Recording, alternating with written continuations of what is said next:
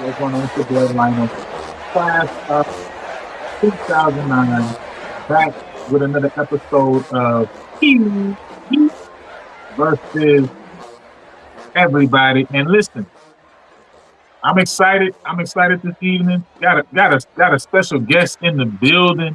You know what I'm saying? Listen, we talking about top plays, so I had to. I couldn't do nothing other than bring somebody who knows about top plays, who knows about championship ball. Then that bad man, Brandon Bale, president, by the way, of the PV Football Alumni Association. What's going on, B Bell? Man, I'm excited. It's a good day. It's a great day to be a Panther, but it's an even better day to be alive. So man, I'm excited, man. I'm excited about these top plays from last season. I'm excited about some of the good things that's gonna happen moving forward this year. Hey man, we definitely got some things going today. And listen, this is one of them lives, man. We're really talking. I'm gonna drop the StreamYard link. If you want to come up, man, and just share your thoughts on any one of these plays that we're gonna be going through on this evening, you can do so. You see the StreamYard link right there in the comment section. I will try to pin that too at the top. So that way, if anybody else desires to come on, man, and just share your thoughts, again, you don't got to come on video. If you just want to call in on audio just to talk about a play specifically, you can definitely do that. But hey, listen, we're in the building tonight. It's a great day to be a Panther. You know what I'm saying? It's always a great day to be a Panther. Listen, the new stadium, new turf looking good, looking great. Hey, I heard through the grapevine, and based on what we saw at spring ball, we may be getting some new unis too, so I can't wait to see that. You know what I'm saying? So I'm excited. I like how they got everything lined up because listen, we got newsworthy stuff that's gonna happen from now through fall camp in the beginning of the season. But we're not getting into all that tonight. Tonight we just this the last wrap up. Because listen, Bill, hey, summer session has started. We're about to get ready for SWAC Media Day is coming. We're on the heels of that in about basically like a month and a half. It's almost really time to really start talking about it. So I wanted to just go back and kind of look back on last year really quick. And just before we jump into it, man, because I know that, you know what I'm saying, you don't know the play specifically looking at, but I just want to get from you, man, if you had to just think of maybe a couple plays from last year that you say, man, these are the ones that kind of stick out in my mind. What plays are those, man, in your mind from last year? I would say the interception by Zachary against Gremlin in the Cotton Bowl to seal a deal. That's one of my top plays. Another top play for me would be us with Cam sealing a deal with that first down for us to be able to go ahead on and run that clock out. It wasn't necessarily a touchdown, but that's a big play for us to move the chains. It just makes me think about KJ in 2009 when Coach put us to the sideline and told KJ what he needed to do, just hold on to the football. But little did they know KJ kept the ball and got that first down, which put us in position to pretty much run the clock out. So they weren't touchdowns, but they were major plays for us to go ahead on and seal the deal. No, definitely major plays for sure. You know, we also got Mr. Mickens in the building too as well. You know what I mean? I know you jumping on, man, want to talk about some of the things we saw from last year.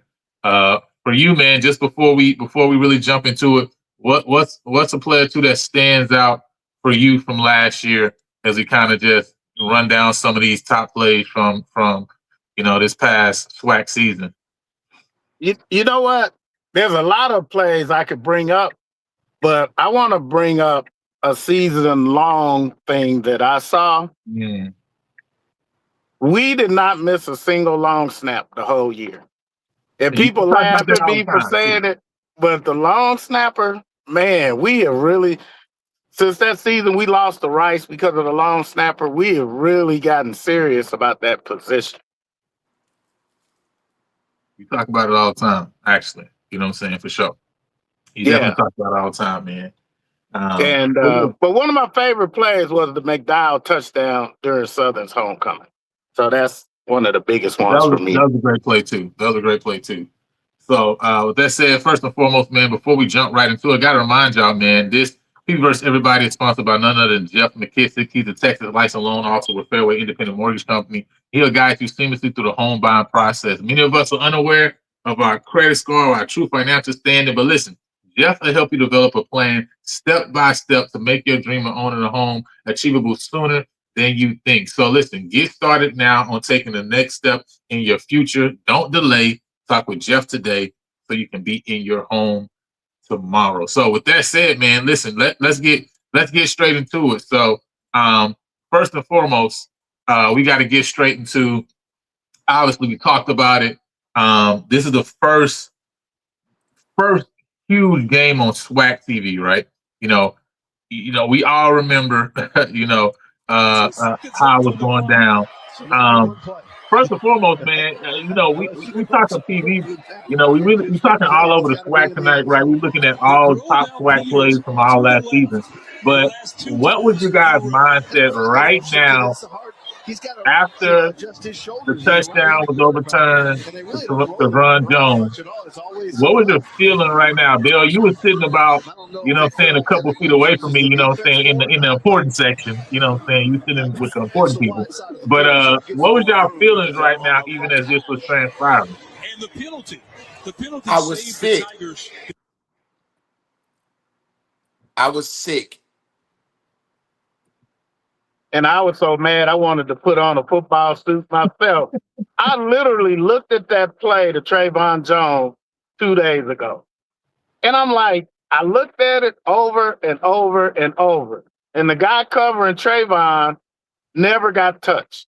And the two people that took them that they claimed got interfered with, they grabbed the offensive player, which is what took them out of the play. Trayvon literally got open because of the design of the play. So yes, I was mad that night and then made myself mad again a couple days ago. Man, now listen, I'm telling you, my heart kind of sunk, you know what I'm saying, after the after that touchdown was overturned. So I was like, yo, because I didn't realize, I think somebody pointed out to me, I don't know if it was Elvin, I don't remember who it was, but somebody pointed out to me that, bro, the ball was on the 16-yard line. I was like, they moved the ball back too. It's like, because of the penalty. Oh my goodness, I thought they just overturned it. All I was thinking in my head was like, boy, this ain't gonna be no good one right here, Bill. Hey, look, I was talking to Lionel. Texas Southern starting out. Woo! I was talking to Lionel. Lionel was over there where we were because a couple of us, we were in a little section. And man, it was wild. Because we were talking about the whole game. Because it was more so a natural pick play, which would put us in position to go ahead and win the game if we had. I mean, I think we did score, but put us in position to win that game right out the back before we had to come to this pretty much Hail Mary. But man, look, I was sick. But I was excited. Because the only thing I did not want to hear was Dishman. I did not want to hear his mouth. Oh, he was gonna let it be heard and let it be known for sure. Oh no, he was about to. He could have not won another game that year. That game, oh yeah, he wanted the turf and talking about sticking the turf on us and all that. Yeah, he wanted that game bad.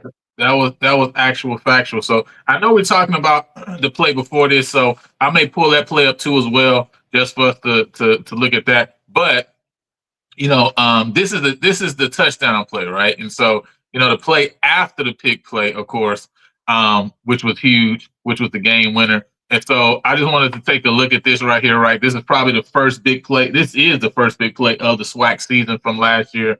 You know what I'm saying? So there's not even any TV bias, obviously, right? Like if you don't think this is the biggest play of the first week, you're tripping. You know what I'm saying? You're really tripping, right? So if you look, and remember Cam talked about it afterwards that they saw something that that Texas Southern wasn't recognizing, and so that's why they went to this bunch set. If you see right now, you got Bingman that's actually motioning out all the way out wide right now, and then you got Rockwell at the bottom of the screen, and then you got that bunch set with 3 receivers right there to the left of the offensive line. And actually, I think Ethan John is one of the tight end is up on this play too, if I'm not mistaken. Him and Trevon Jones, I can't remember, but actually no, it looks like it was Jeremiah Ratcliffe, 15.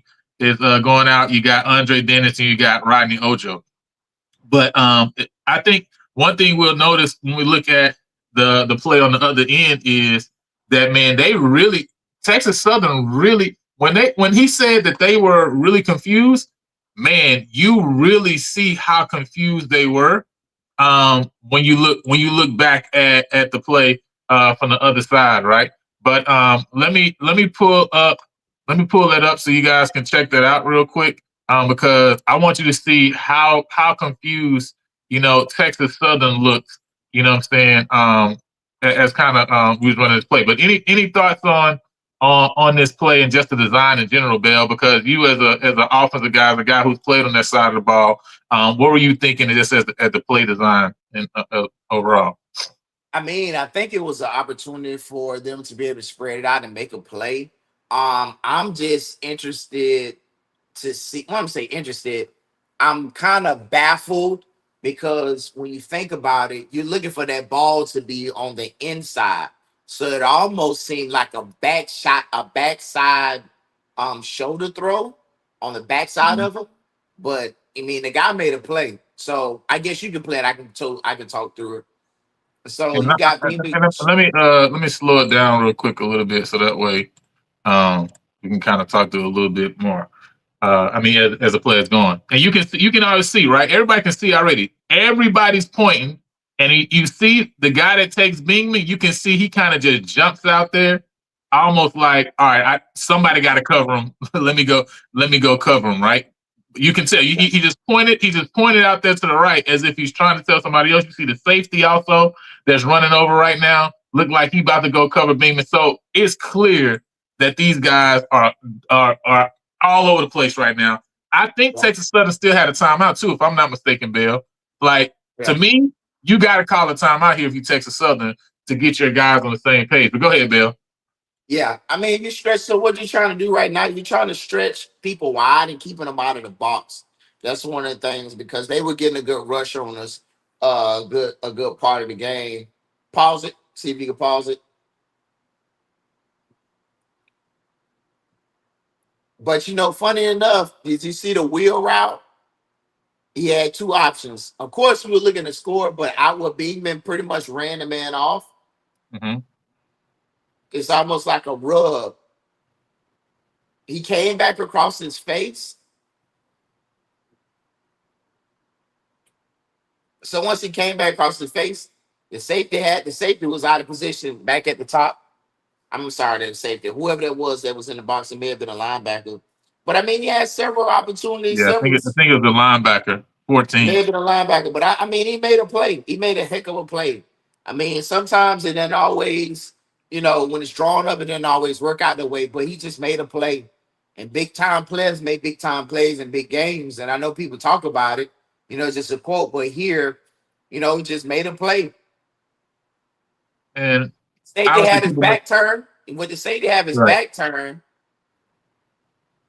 now anytime the safety got his back turned, the receivers are able to be able to adjust to the ball. So that was a great adjustment. It's like a back shoulder throw.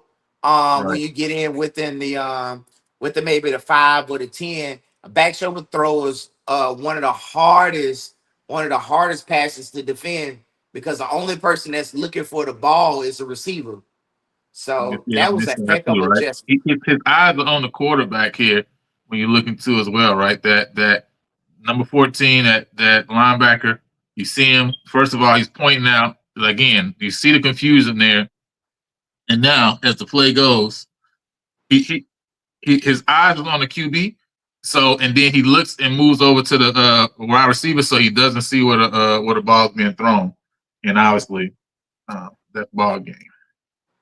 Whoever it was, 14, did a horrible job because he didn't try to put hands on him. He didn't try to reroute him. If he had tried to reroute him, then it'd have been hard for that'd have been even tighter window, or the timing would have been off. Because that's one of the things you taught the DB is taught to try to reroute a guy, knock him off his route a little bit, at least to slow him up. But he did not put hands on him, and that's one of the worst things he could have ever did in that situation. Yeah, and that's a good point that Elvin's making there, right? Because the safety left that spot, right? Because of that confusion, and I go back to here, right? You can that confusion, right? That safety, whatever they was supposed to be running, right? They out of that right now, right? You know what I'm saying? And so essentially, it seemed like the safety was supposed to be center field because 48 on this play also just lost. He's really covering no one, right? You know, this guy right there to the left of Ojo right there, he's covering no one. You know what I mean? But because they were confused, they really didn't know who had who. You know, and really it should have been a safety probably most likely in the middle of this field right here to be able to take that throw away in the first place. So, but yeah, man, that was a huge play, huge find.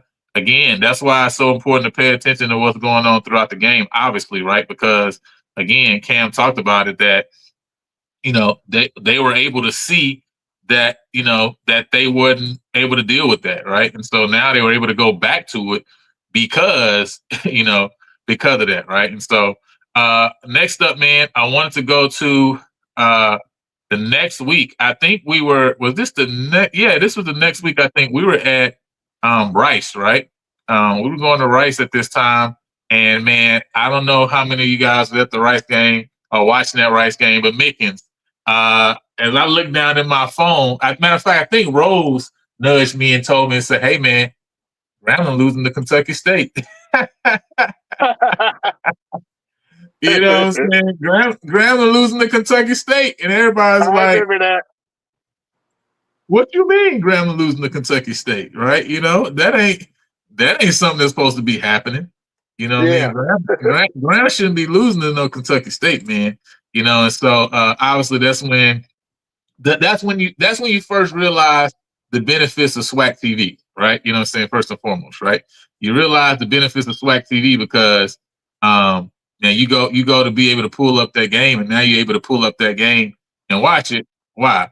Because you got the ability to see it right there. So I don't know if any of you guys saw that game or rewatched that game, but here's to me the biggest play of this game, right? This is like one of the Grambling defenders. This is the third down play. Kentucky State has the ball. They're up 28-24, as you see right now. Of course, we know what ended up happening, right? T-Set gets the ball back, takes Grambling down after the field goal, here, and ties the game. It goes to overtime. Remember the big strip that happened that Grambling ran back? That was a big controversial call. But now, regardless of all that, Bill, listen, this is the play. This is the game right here. Third down here for the Grambling Tigers. Cyprian in motion.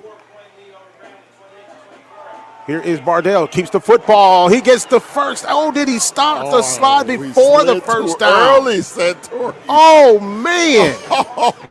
Yeah, this the game right here. This the game right here. They gonna play the replay right here, bro. If you're a Grambling State fan, you happy regardless, right? Kentucky State won this game. It's the bogus. Listen, they should have won this game, but they didn't win the game. Listen, this play right here lets me know they didn't win the game because of them, not because of Grambling. You know what I'm saying? You know what I mean? Listen, Bale, you gotta be a football player Why I say you gotta be a football player, bro? You gotta just go deliver a hit or take a hit and get a first down because literally the game is over. The game is Rocky. He just got to be a football player. That's it. He got to just be in the backyard with his homeboys and say, "I'm 2 yards away from winning the game, going inside, having the bragging rights, being able to talk my noise for the rest of the night, and jump on Madden and still beat y'all in that too." You got to be in that mindset right now, bro. Go run into the DB and get the first down. Because the reality is, if you look at it, the DB is bracing himself. It's not like the DB went up and met him. He could have just fell down. He could have actually got himself in position. He could have dove. He could even dove. Or he could have just ran down. He could have ran out of bounds. He could have ran right out of bounds and would have got the first down. The game would have been over. Yeah, you're right. He could have ran out of bounds. But this is what I'm saying, right? The DB on the 20 bracing himself. The DB behind the first down marker. The DB behind the first down marker. Just go run into bro and get the first down. Listen, this is a huge Kentucky State. I mean, man, they had a solid year. This would have been a huge win, though, obviously for them. Huge win, obviously for coach down there. Yeah, he gotta be a DOG, discipline, obedience, and grit. He needed some discipline, obedience, and grit, and he had it. You know what I'm saying? And that's the reason. To me, this is the play of the game, right? Yeah, T said had a big play, the big turnover, obviously in overtime. This was the game right here, man. Meekins, what's your thoughts? I'll run it back while we. Okay, run it back. Just getting to my desk. But yeah, they talked about that play a couple months. Tiger fans, let's get back to action and let's make some noise.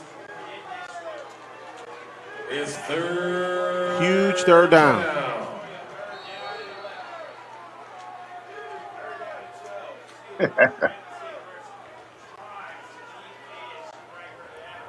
Big third down here for the Grambling Tigers. Cyprian in motion. Here is Bardell, keeps the football. He gets the first. Oh, did he start the slide before the first down? Early, Santori. Oh, right man. There. Why did he slide? Oh, my gosh. He had the first down, but he slid too early. And now watch it here. If he just keeps running, he has the first down easily. Now, oh, my God. He slid like he had money on the game. All he had to do, one more step. Listen, he got the first down, Bill. You know what I'm saying? Let me show y'all the other angle, the other view, right? You know what I'm saying? This the same play here, right? I'll slow it down. Same play. Look at what a DB is on the field right here. Boom, he open. Listen, like Bell say, you could probably get out of bounds too, right? Right. But he starts sliding right there. If he just continues forward, man, he got the first down and the game's over. Because Bama, they're going to have 2 timeouts left, I want to say, right? They may have had a chance to get the ball back with maybe maybe like a few seconds left on the clock. But the way Kentucky State was moving the ball, they might have got another first down, right? You know what I'm saying? The game is going to be over. Just from the backside right here. Man, that's tough. That's tough, man. What do you say? This game, football is a game of inches. If this linebacker jumps inside, man, it's wide open. He just goes down, man. There's literally no reason for him to. I think if you had a conversation with him, I think he probably think he had the first down already. Yeah. I think he had the first. I think that's what he think. He think he had the first down already, right? But you got to watch Grambling too, because they'll move the chains on you down there now. That's true too. That is true. That chain. You know, they say they cheated in the hole. You know that. Yeah. Well, hey, it is. Thank God we don't play them down there where they can cheat us. All right, man. Well, next up, man, we got another one. Now this one isn't one that's like, at the end of the game, or whatever. I thought this was a huge play, right? I believe this was the next week, if I'm not if I'm not mistaken. But this is the Jackson State Southern game. Now I know Southern's, you know what I'm saying, life, you know what I'm saying, as a team last year went left really quickly, right? You know what I'm Certain saying? packages. But I think this play was a huge play. This game almost, when you watched it back, reminded me in the first half, really kind of the Grambling Jackson State game. You know, they Grambling ended up winning. Southern was in the game, right? Again, you see the score right now. They're up 13-10. They have a chance that if you don't score here, you still got a chance to kick a field goal. You're up 16-10 if you can hold Jackson. Well, now you're in a position of where you're up going into the second half, right? Obviously, that ain't what happened, right? You know, and I think this was a huge, Four huge now on turnover, 3rd and a dozen. and the game just went left real quick after this. Felt the pressure, avoids it, gets the throwaway, intercepted right near the goal line. That's Cam Salas coming up with a huge pick.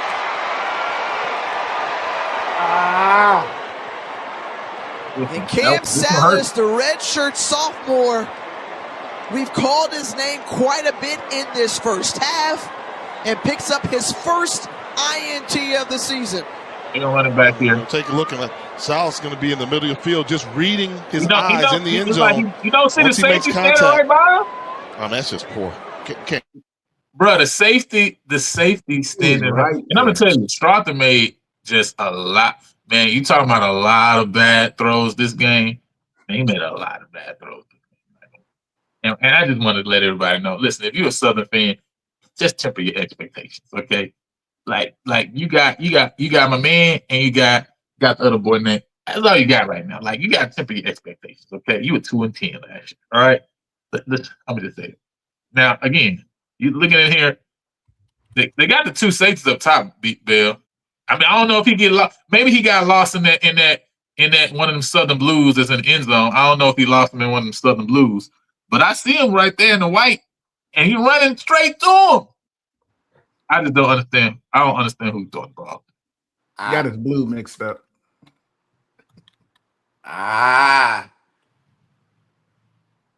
But you know what? But it's otherwise it's hilarious.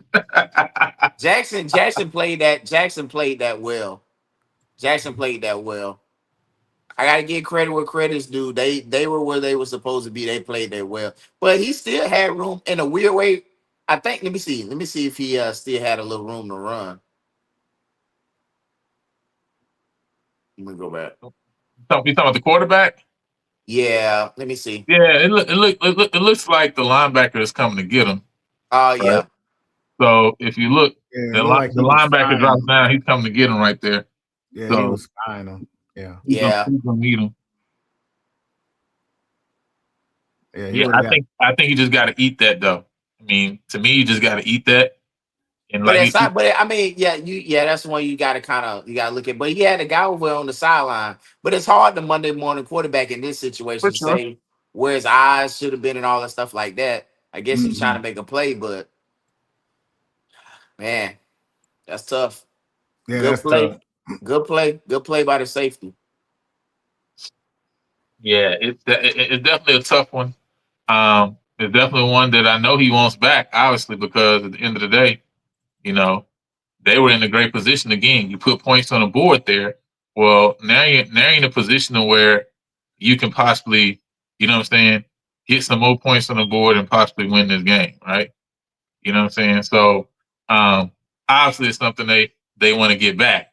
But I just think, you know, to me, when you're talking about from the quarterback position and Bill, especially, right? You know, obviously, I was in the play quarterback, right? But obviously, just from an offensive standpoint of looking at things, you know, the first thing you really come into the line to do, right, is try to recognize what the defense is in, right? Yeah. Yeah.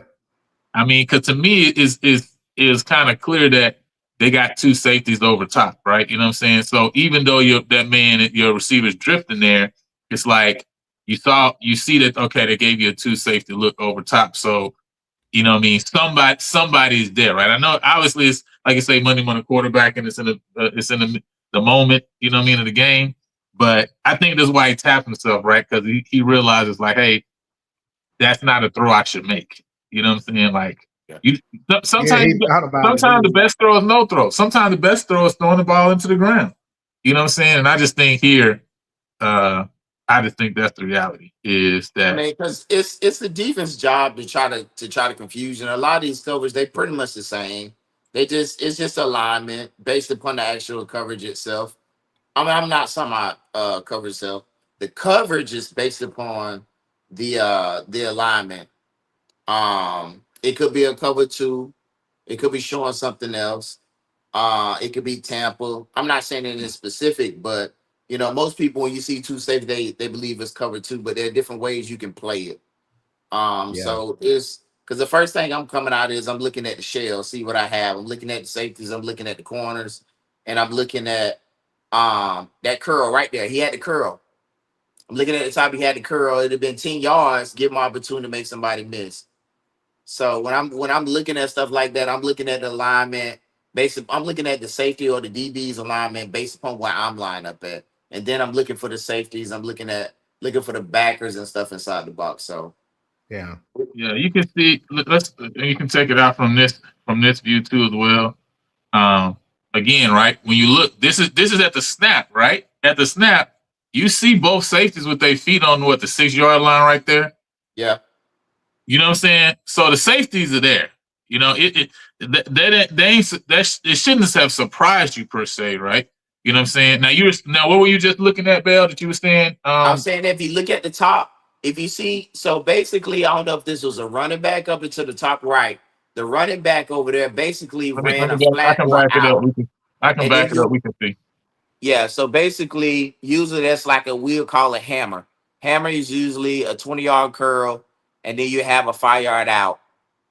Some people just call it curl, where you have a flat, where you pulling that linebacker out of the box, or that, where we are right now. So at the top, you're gonna see a guy that's gonna pretty much run the curl route, if I'm not mistaken. That play liner. So the job so you got the number one outside, and then you have the number two in the slot. So the slot guy, based upon from what I've seen, just a little bit of it, the snippets, is his job is to pull that guy out of the box. So once he pulls him out of the box, it allows the curl. It allows the curl to come behind him right behind him. Because now the linebacker has to make linebacker or the DB has to make a decision. Is he gonna stay on the curl or is he gonna stay on the flat? Because if he stays on the curl, then the quarterback's supposed to throw that ball to the flat. If he goes with the flat, which he pretty much turned his back, that ball should be right now coming to the curl. That's why he had his hands up. Now, another thing, right, to pay attention to here, and I'll let this roll, and then we'll get to the backside view, right? It looks like the nose on this play, right? Typically Jeremiah Williams, right? The nose beat 3 guys, right? Yeah. And you can look at it here, right? You know what I'm saying? He beats the center.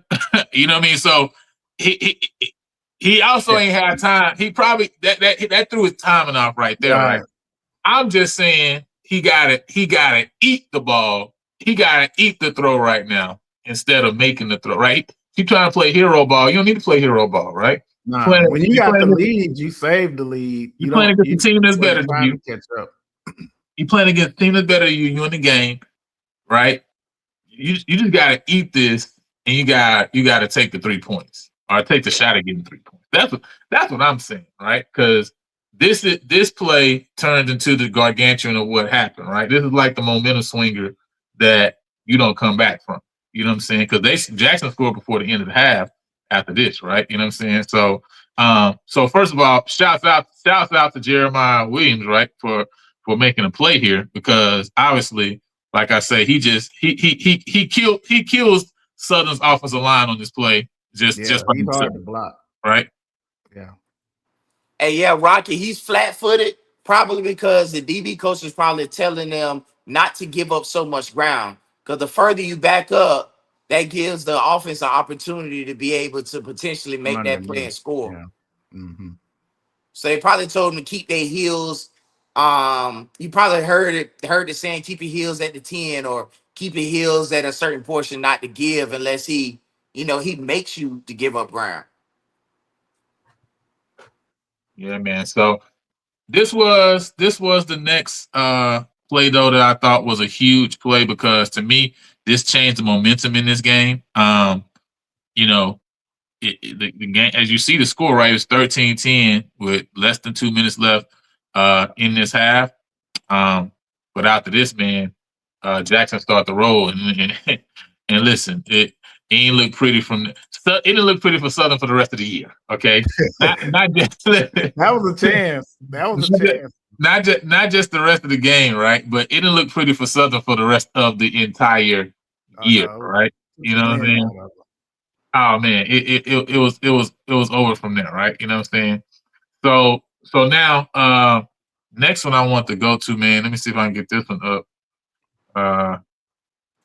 Because I think let me see if I can pull this up.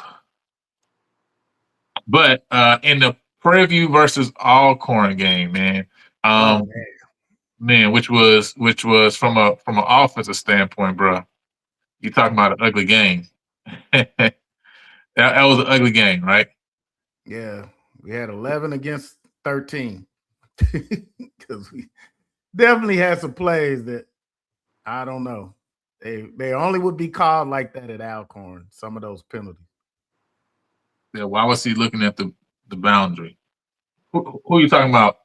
Quarterback on that play? Are you talking about the quarterback on that play, Rocky? Yeah, he says SWAC quarterbacks are atrocious. It's so good. And listen, man, quarterbacks in every conference make good plays. They make bad plays. Yeah, you know what I'm saying. So Some of them SEC quarterbacks can be atrocious too. Now, let's not get too high. exactly. You know what I'm saying. Exactly. So Rocky asks, why was he looking at the boundary, Bill? I mean, you got any thoughts on that? Why was Sue looking at the boundary? I think you're talking about the QB. Oh, I don't know why he was looking there. Well, he probably, you know what it is? It's probably his read. Because you pretty much go to 1 to 2, because it could potentially be a triangle read for him to read where he's going. So, like I showed you before, now you see he probably saw the flat, but once that defensive tackle got in his face, it hurried up his read. Mm-hmm. Yeah, because the flat was open. Yeah. So because it's curled or flat. So think about it. Think about it in a triangle. Think about it in a triangle sense. You got your read with him. Okay, you got your read. Yeah, he got hurt on that. That's one of them plays. I mean, his offensive line didn't do him any justice. I think he was rushed that play. He was rushed that play. That's But without a doubt.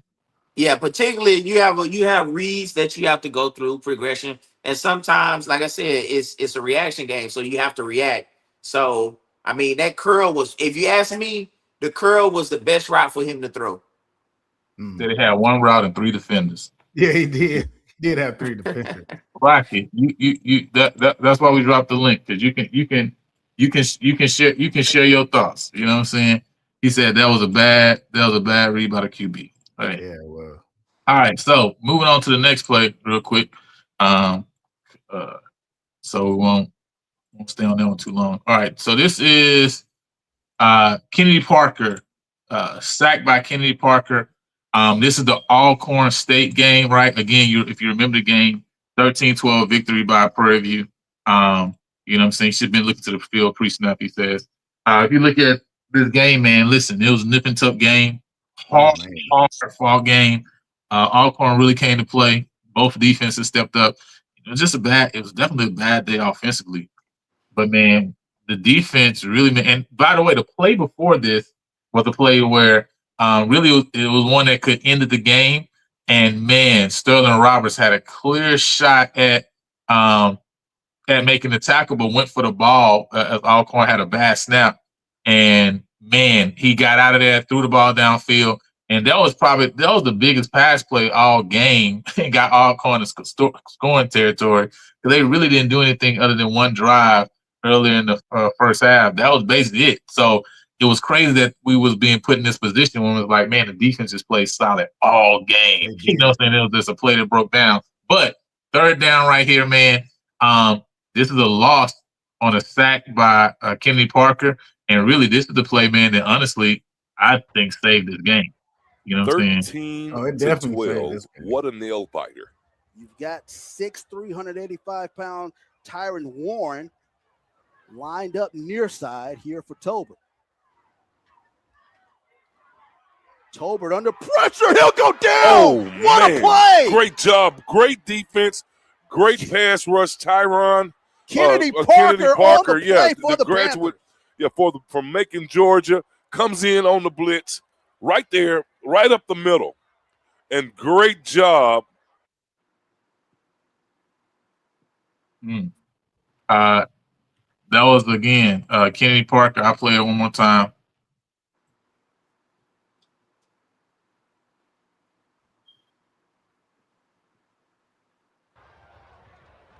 $13 to $12. Off the edge. What a nail biter. You've got 6'3", 385-pound Tyron Warren lined up near side here for Tolbert. Tolbert under pressure. He'll go down. What a play. Great job. Great defense. Great pass rush. Tyron.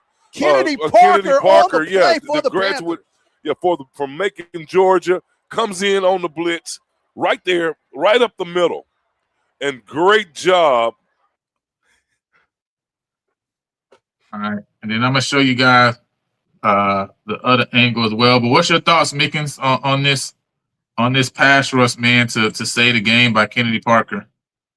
Well, that's when I felt like we actually saw the 212 that I remember defense that I remember seeing in the spring game. If you got third in any kind of distance, it was going to be pressure from somewhere, but never the same spot. And the speed of Kennedy Parker, because I did not believe he could get there, but he got around that big offensive tackle, and that was a really, really good play. And that did save the game because it would have he had a good look at the receiver running up the left side. I couldn't see if he was open or not. Now, obviously, they really stressed Alcorn's, offensive line on this play. And I see Rocky joining. Oh, there's Rocky. You got to turn your background down, Rocky. Okay. But yeah, you when you look at this, they really stressed, Alcorn's offensive line right here, right? You know what I'm saying? Because they came with it. You know what I'm saying? They sent the 3 linebackers as well. I mean, they sent the 2 linebackers and they sent Randall off the edge. You know what I mean? So it was a true one-on-one for Kennedy Parker, and he just had to beat him off the edge, and thankfully he got there, right? Because at the end of the day, this is going to be one-on-one coverage. Even though, I mean, he got, and if you look at the top right there, if you look right there on the hash. I mean, hey man, that's game. Yeah, that's game. He was got. You know what I'm saying? You look right there on the hash, that's game, right? You know what I'm saying? So obviously it was a great play call, you know what I'm saying, from defense aside. But it's also just a great one-on-one play, you know what I'm saying? But Bill, what's your thoughts, man? Great play call from defense aside. I'm hearing some feedback. I don't know if Bill, that's you. I don't know who. Oh, that's not me. I think it might be Bill. Hey, he has some gunpowder in his grits. Can you hear me? Yeah, I heard you say he had some gunpowder in his grits. I'm not sure if you can hear me or not. Yeah, I can hear you, Bill. I can hear you. But I don't know if you can hear me or not, but he has some gunpowder in his grits. You can hear me? Okay. Yeah, man. Yeah, man, he just made a play. Hey, he just made a play. Yeah. Rocky, what's your thoughts? But that's the speed, man. That goes to show you, man, we got some speed on the edge. Yeah. And DBs with a little bit of size, a smaller DB wouldn't have beat that offensive tackle like that. So that's why in the 212, your DB's got to be, have some size to them, almost interchangeable with the safeties and linebackers got to be almost interchangeable because you never know when you're going to need them to come off the edge like that. I would also add that he wasn't looking for the route that was open, and that's one reason why the safety went over to that other team route, because he was looking right at the one that was. Let me go back and look at it. Oh, let's see. Yeah, just look at it. He never gets back. He never gets back to the right. He's looking left. He's looking to the left. Yeah, he's looking, and that's what brings the safety over there. So He never gets back to the right. I got you. And that's interesting. See, because you talked about Strauss too on that play in the Jackson game. Are we on something in the back? Somebody's background? Yeah, I hear somebody's background. Mine's on mute. There's got to be probably Bell there. I can't hear you background, Lionel. Bell, can you hear me? I don't think he can hear you. He listening to us on the TV, but he can't hear you on his phone for some reason. Yeah, I guess he's gonna come back in. Yeah, but hey, are you listening to it on the TV or are you listening through your phone?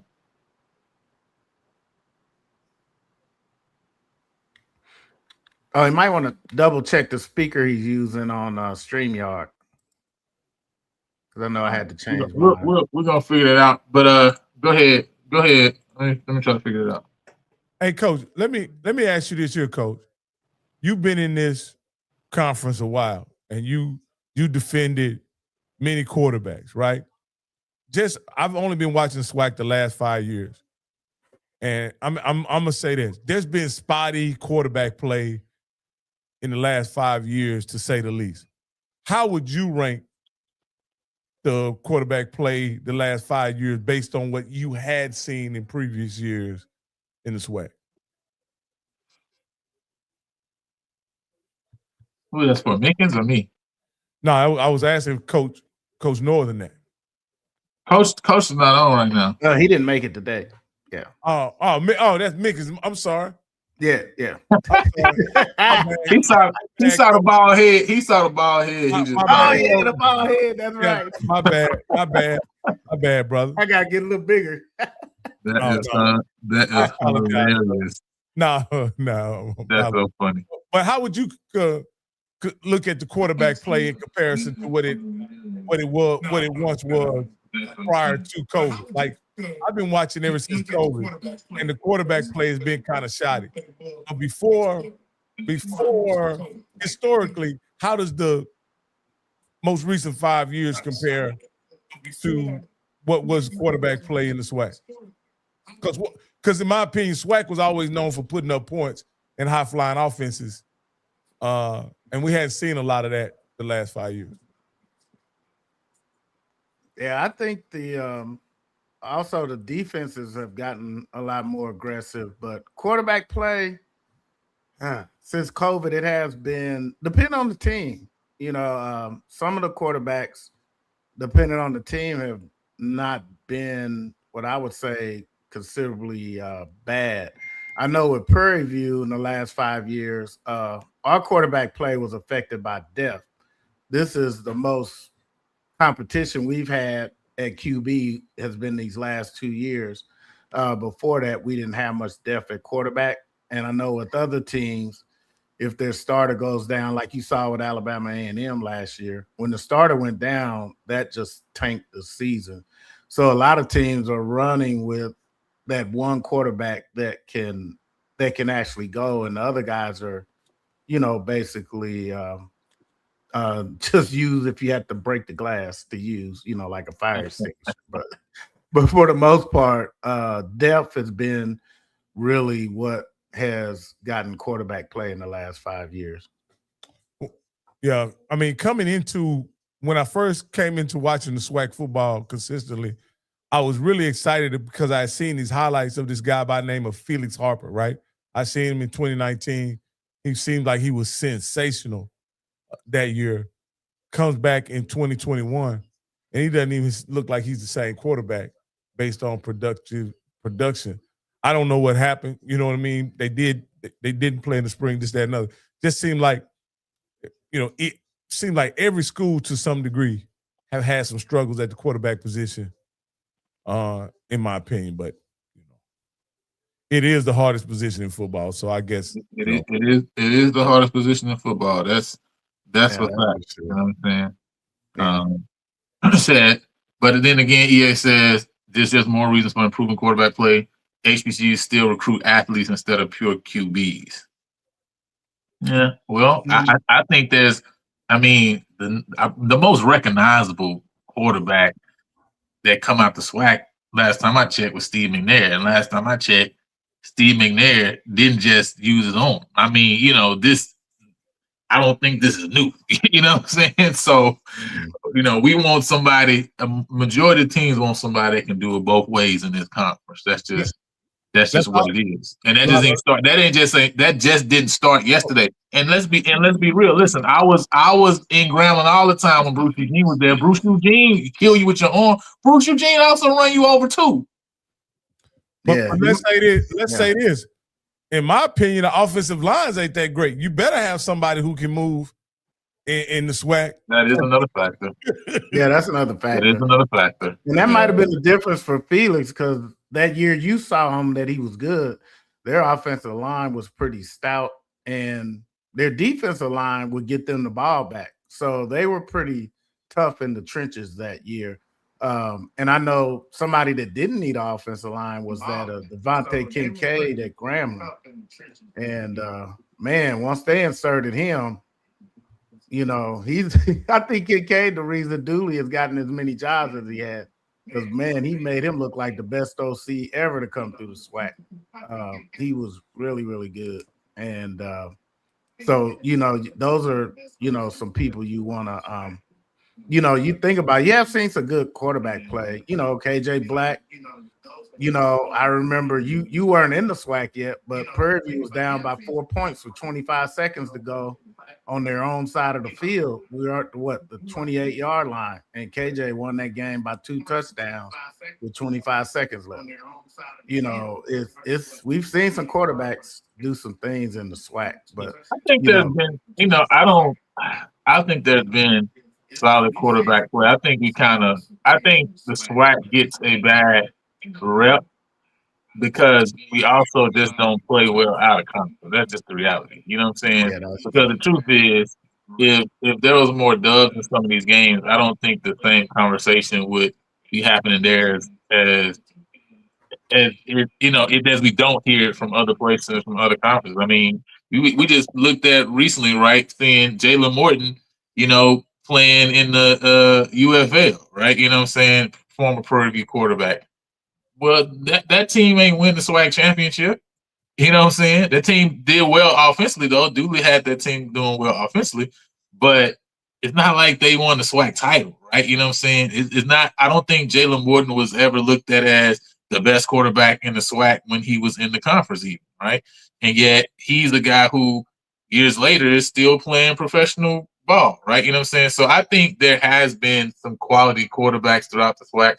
I also think another big thing that we don't have a conversation about a lot of time is coaching and quarterback, you know what I'm saying? Especially quarterback coaches in the SWAC, right? That part. And the reality is, I think there's a lot of guys who have been talented in the SWAC. Man, I just look at KJ Cooper just leave Texas Southern, go to USF.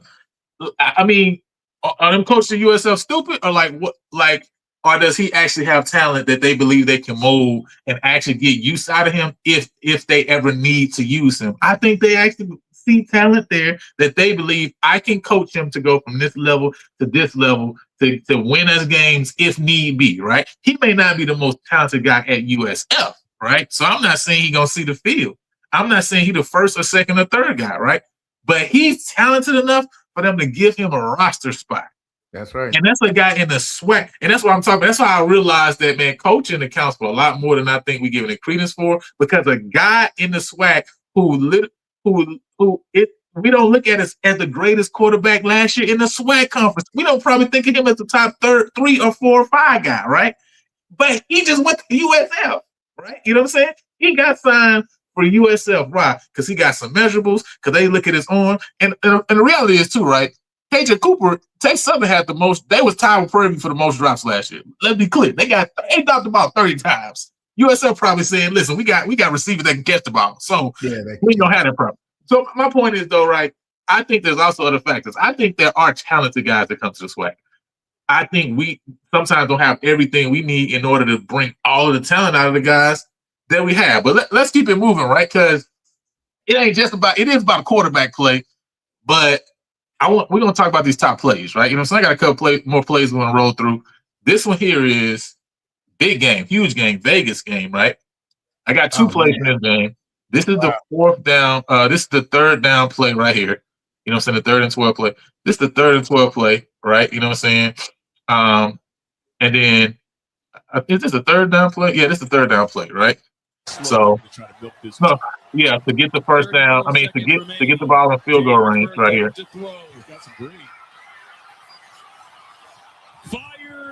And now this one doesn't get a first down, but it just gives them enough cushion to make this field goal a lot more comfortable, right? You know what I'm saying?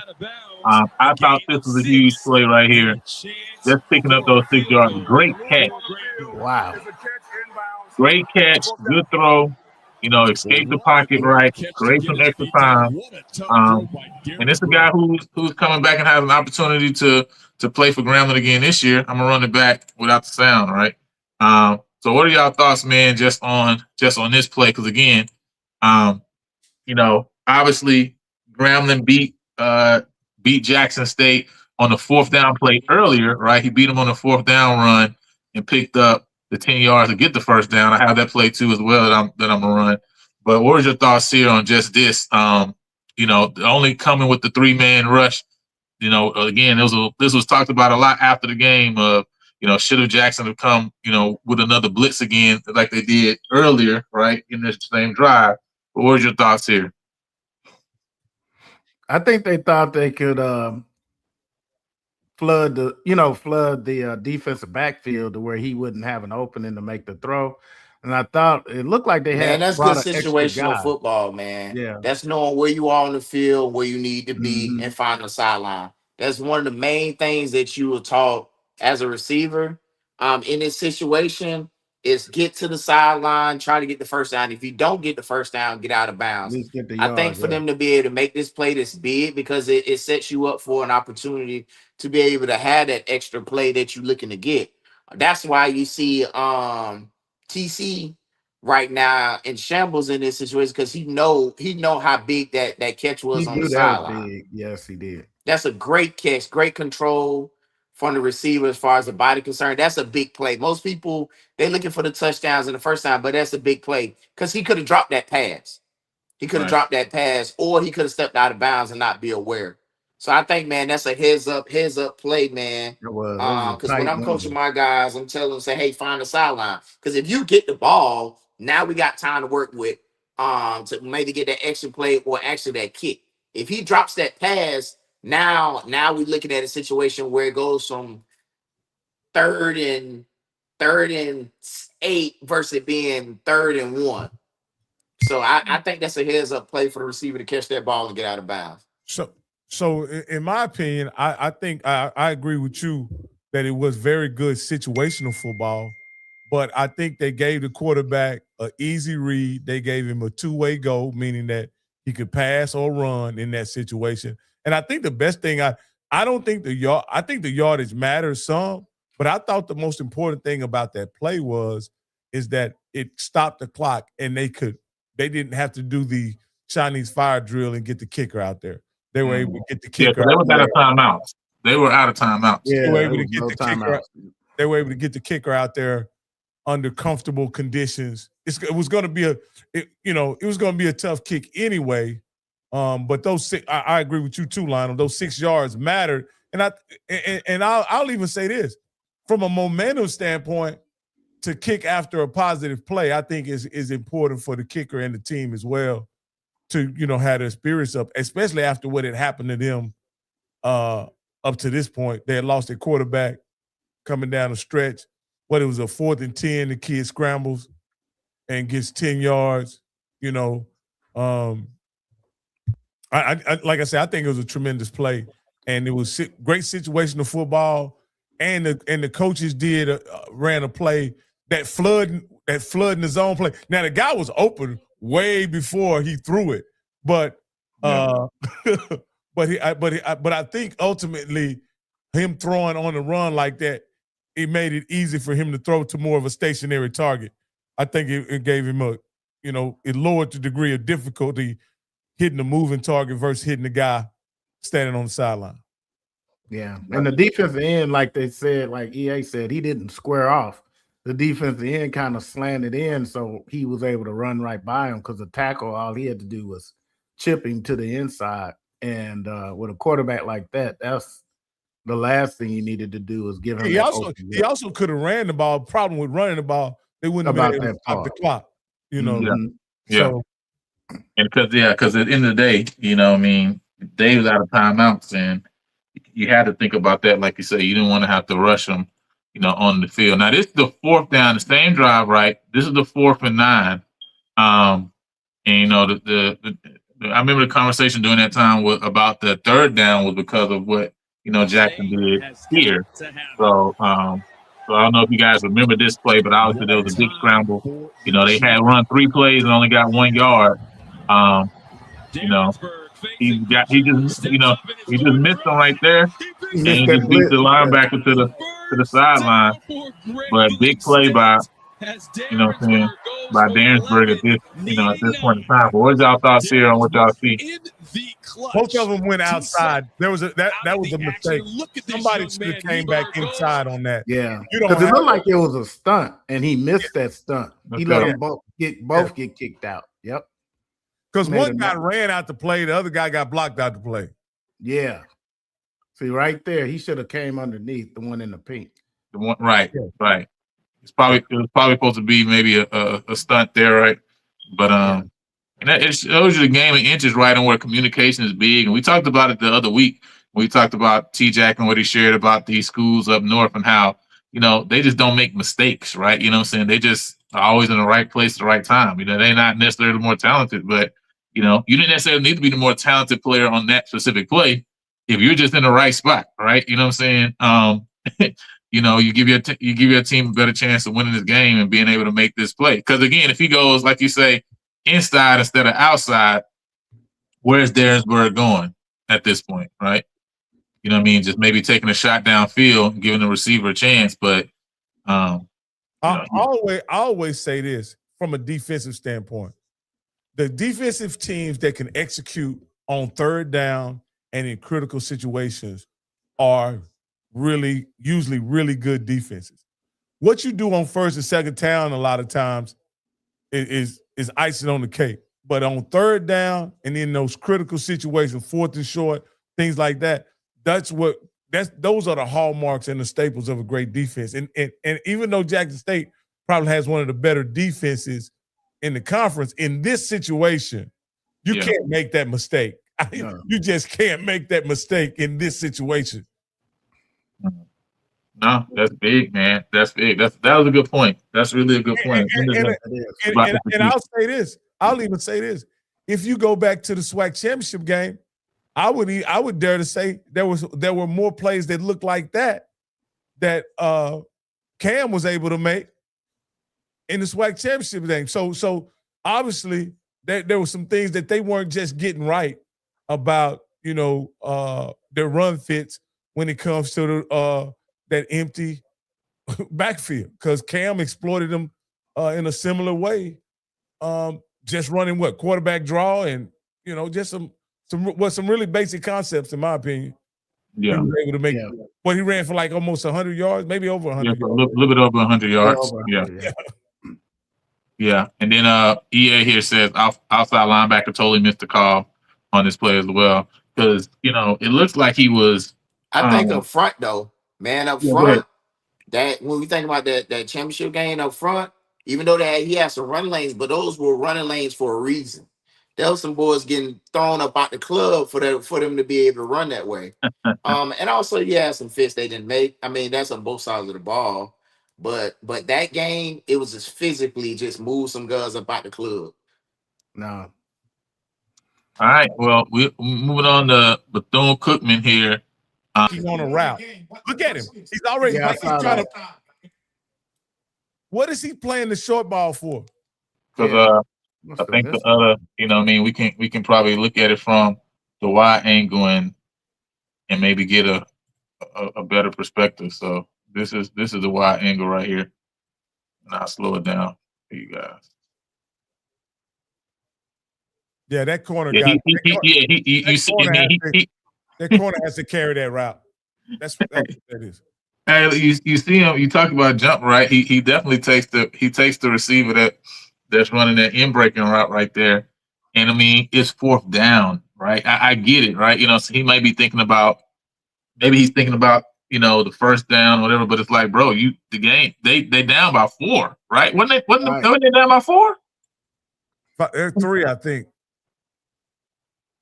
No, they were. Oh yeah, they were down by 3. You're right. Yeah, they were down by 3. 34-31. Yeah, but you can't give up the touchdown, I guess, right? You know what I'm saying? Right.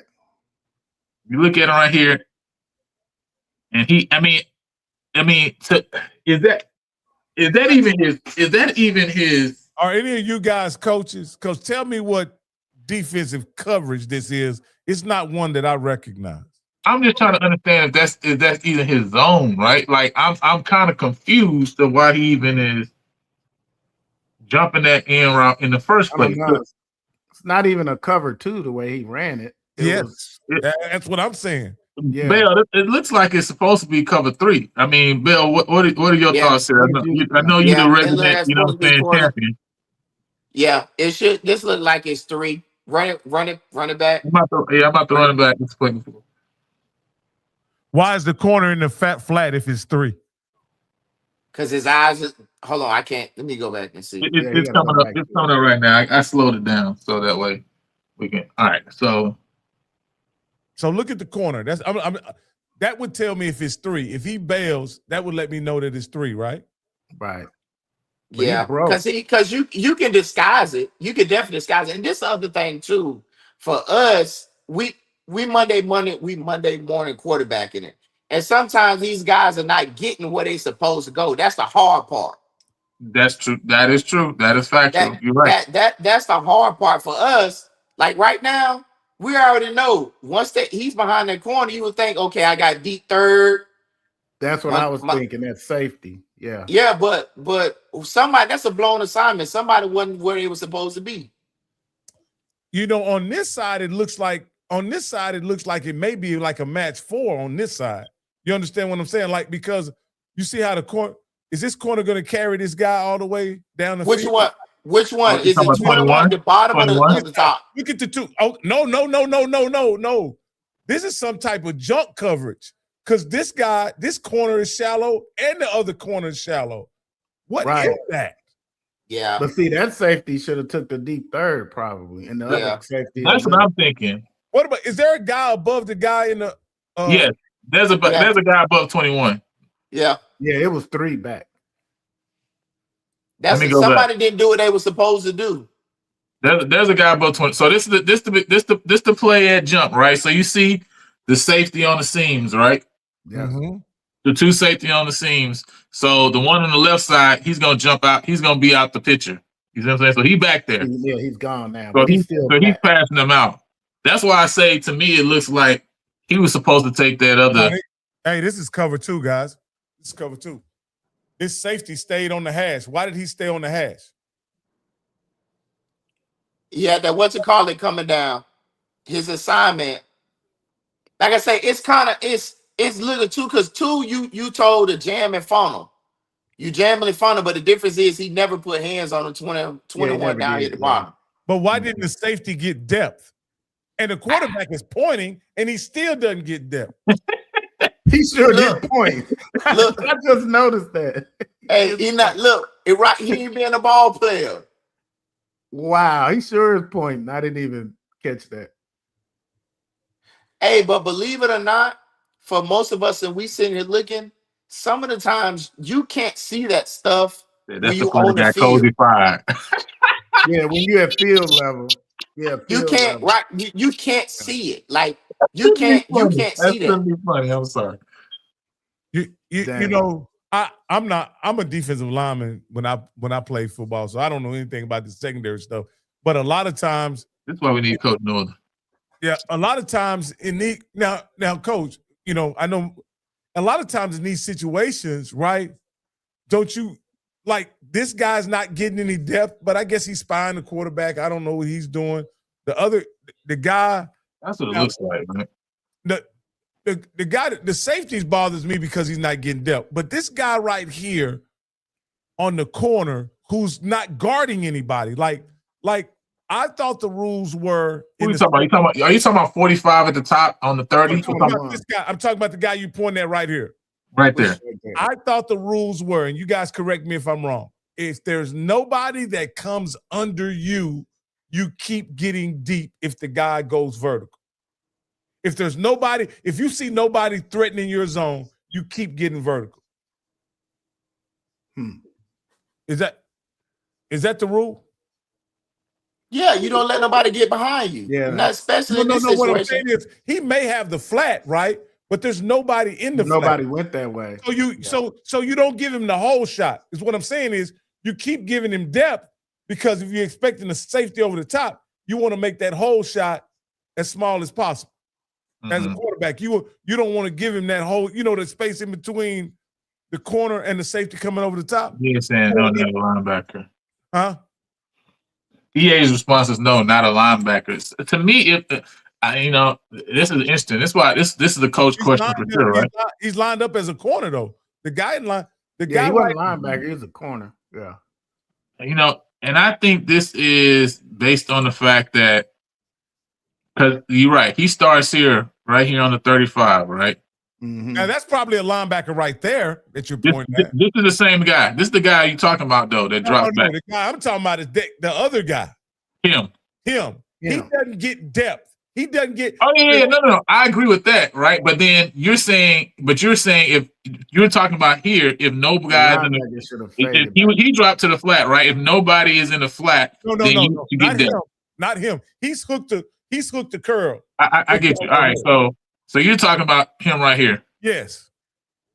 Yeah, I mean, I think that's what I was saying too. That's why I thought that it was 3, because you got the safety on this side that's out of the picture. You got this safety that's in the center field, right? To me, he's supposed to be here. He's supposed to cover anything that gets deep here. That's why he passes him off. Now it seems like this is the only question, right? Because it seems like he's a spy on this play, right? He's obviously on the quarterback. So I'm not sure why he's dropping down to take him versus him recognizing nobody is in the flat, and so now this is not his zone. He got caught looking in the backfield. It seems like that in-breaking route got that you see that triangle of players, that in-breaking route broke down the triangle. Like there's some miscommunication there because everybody's feet is not moving. Like they just stopped. Mm-hmm. They didn't. That's not assignment football. Because the thing about it, the safety should still be getting deep. He should still be getting deep, and that corner should still be getting deep. In this situation, it boils down to situational football again. If you know you got 20-some odd seconds, and you know they throwing the ball down the field, you gotta go deep. Yeah, you just got to know where you are. And even when the quarterback is pointing, and I don't know that he can even see the quarterback, but somebody has to know that this guy is behind this corner or behind this linebacker, and he's getting deep. You don't even look like he's even recognizing. Rocky, he can't even see him. His eyes is in the backfield. Instead of him just staying where he was supposed to be. Ain't nothing in the backfield can hurt you right now. Look. We know that. He went there anyway, though. Hey, we know that. He looking. I mean, his eyes would be better if his eyes in the backfield would be fine if he was getting deep while his eyes in the backfield. In my opinion, that's the issue. He's no better because he's looking right at the quarterback and he's not backing up. What? Look, the very thing in the backfield hurt him was that quarterback throwing it over top of his head. I tell you that much. Right after he pointed. And this is why that cornerback got burnt 11 times all year, and Cozy kept running. This play was the best thing that happened for FAMU football. It's hilarious. Hey, listen, this is why not only did they lose this game, it's also why they lost the next game, which is the next play that I want to get into, right? You know, so let's move forward. Obviously, we see there was a breakdown in the coverage there. I don't know who's blocking for Bethune-Cookman, but it looks like Tony Baselli, Willie Rove, and not Willie Rove. You know what I mean? Look, they're not even touching it. No, they're not even close. They're not even close.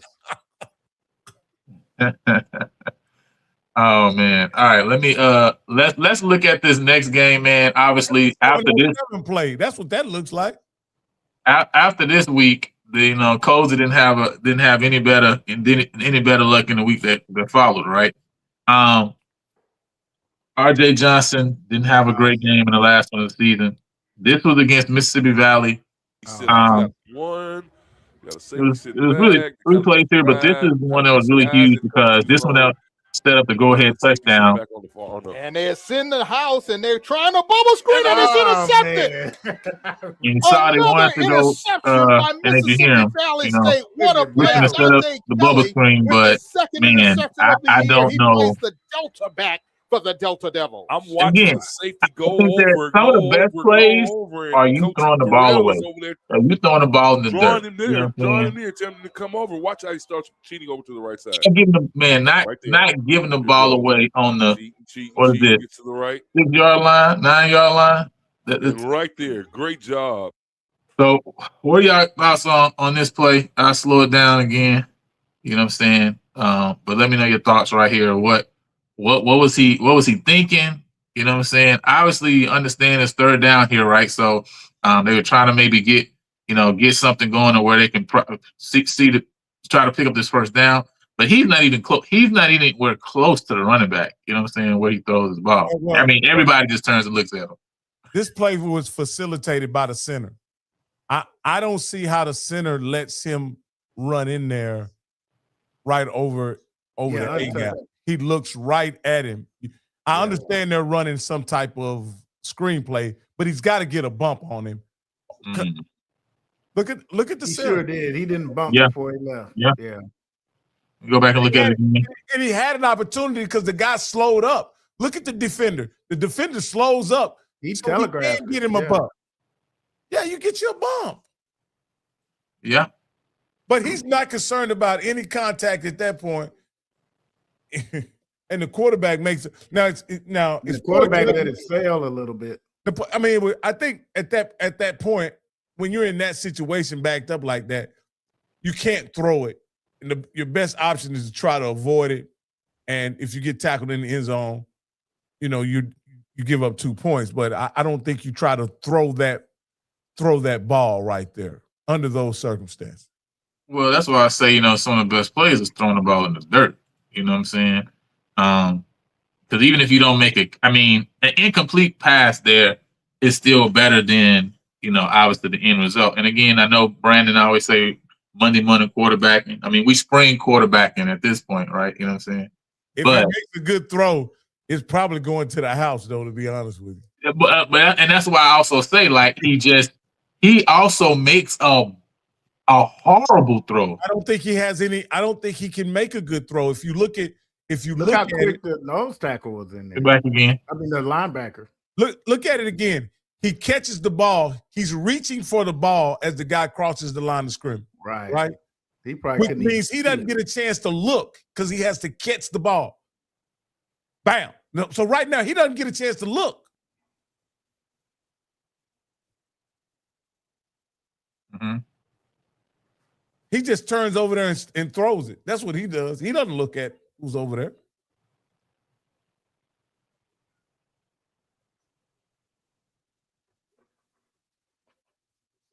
Yeah. And I don't know if he thought he was faking anybody. He looked to the right. He made a read to the right first and then threw it back left. When I first saw this play, in real time, I thought they were actually running a jailbreak based on where the quarterback was looking. But it doesn't look like they're running a jailbreak. It looked like they're just running a bubble. But because you see what I'm saying, how it looks like they also can throw it to this number 20 guy running across the middle, and that's where RJ originally is looking. Like, if you go back to the very beginning. Yeah, that's what I said. He was originally looking the other way. Yeah. Yeah. Yeah. So I'm curious to what was he trying to fake the defense out? Is that what he was doing? Maybe that's what it looked like to me, because it's like he looked over there and he actually was open, but he could have dumped it off. That was a screenplay the other way. Yeah, I mean, yeah, that was just a fake, I guess. Yeah, that was part of the action. Yeah. Yeah. So, well, that was definitely one of the plays from this Mississippi Valley game. One of the other ones, right? He also threw one, obviously, that ended the game too as well. I'll pull it up, but I wanted to look at the Valley touchdown, right? This is the Valley go-ahead touchdown here. Pull this up too as well. I mean, they got the ball on the 3-yard line. I know. Y'all trying to explain. Y'all trying to explain God's bless the Rattler Nation. Now, this is a third down play as well, right? 3rd and goal, as you see. So they do have that as an advantage. Valley hadn't moved the ball at all. But man, this corner route right here. Looking, throwing. Good pass from Nunez. Touchdown. Touchdown. Delta Devils. Wow. Brandon Bell loves that. Norris. He is having that's a Bell kind of catch. Wow. Man, I don't understand how they just let the guys just run the routes with no restriction. No, like Bell said, how you again, they're just going to do a crossing pattern, and he's just they don't try to get their hand close the distance. Norris Put has your done hands a lot on the for guy. the team this year, but what you know, well, there's not a lot of guys in the SWAC that, to me, that I see from a cornerback position that puts their hands on anybody. You know what I mean? Right. At least throw the timing off. It's That's compacted 7-on-7 right there, guys. I mean, there's if you let a guy I might can catch a route if you don't touch me. That's why I talked about earlier, guys not rerouting guys like they should. Mm-hmm. He was 3 yards from the end zone when they started the play. Yeah. And then backed up on top of it.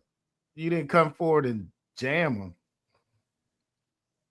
Even if you got beat, you would have threw the timing off if you would have bumped him. And I want to look at this, the final interception that FAMU throws. And this basically ends the game right here. This one basically ends the game right here. And again, this is looking at 3 interception day for RJ Johnson. The young quarterback, RJ Johnson, trying to direct that quarterback going to light up the Rattlers again. Blue blitz. Johnson with time throws, and it's intercepted again. That's it. I don't know where it's that was intercepted again. Jamari Stokes Yeah, with the interception. That guy was covered and up. the Delta Devils. I hope I don't get in trouble, but Yeah, that guy was covered up. That guy was bracketed. I mean, he had Not sure what he saw. I'll play it back one more time. After all the rivalry games were up. So now we're looking at third down and long. Because it looks like young these guys quarterback, are going RJ the wrong Johnson, places trying to direct the team. pre-snap. Now, watch this this drive guy alive. pre-snap. Now, for me, pre-snap, there's no way I'm going to the other side of the side that he's throwing it to. Mm-hmm. I got 1, 2 guys. 1, 2, 3, 4, 5, 6, 7. I got secondary guys. I have 3 secondary guys over there. 3 secondary guys over there, right? Possibly a 4th. Over here, look what I got. It's basically man-to-man over here, isn't it? Yeah. Yeah, you got to look like there's a safety over top right here that I just saw flash in. But I'm going to look at the other angle too. But yeah, his eyes don't even come to this side of the field. Yeah, and not open. It looks like on this side, I mean, what? You got a curl and then just a... Looks like they're running all goals too. That's a goal, right? So, I mean, It's 2 curls on each side and goes, basically, right? So then you also got to just ask about the. Nah, double move. Well, The yeah, SWAC ran it a was double a, it move. was a double move on move this coming. side. Yeah, let me go back. But the safety hung over he stared him down, obviously, because the safety didn't move. Yeah, he tried to run. That was a double move. Almost looked like a whip he was running. Like, Yeah, he was trying to get down the seam. Yeah. It was a horrible route, though. Let me pull up the other from the other side. So let me see. This is a wider view, so you guys can see. So the 2 safeties on the first down markers right here.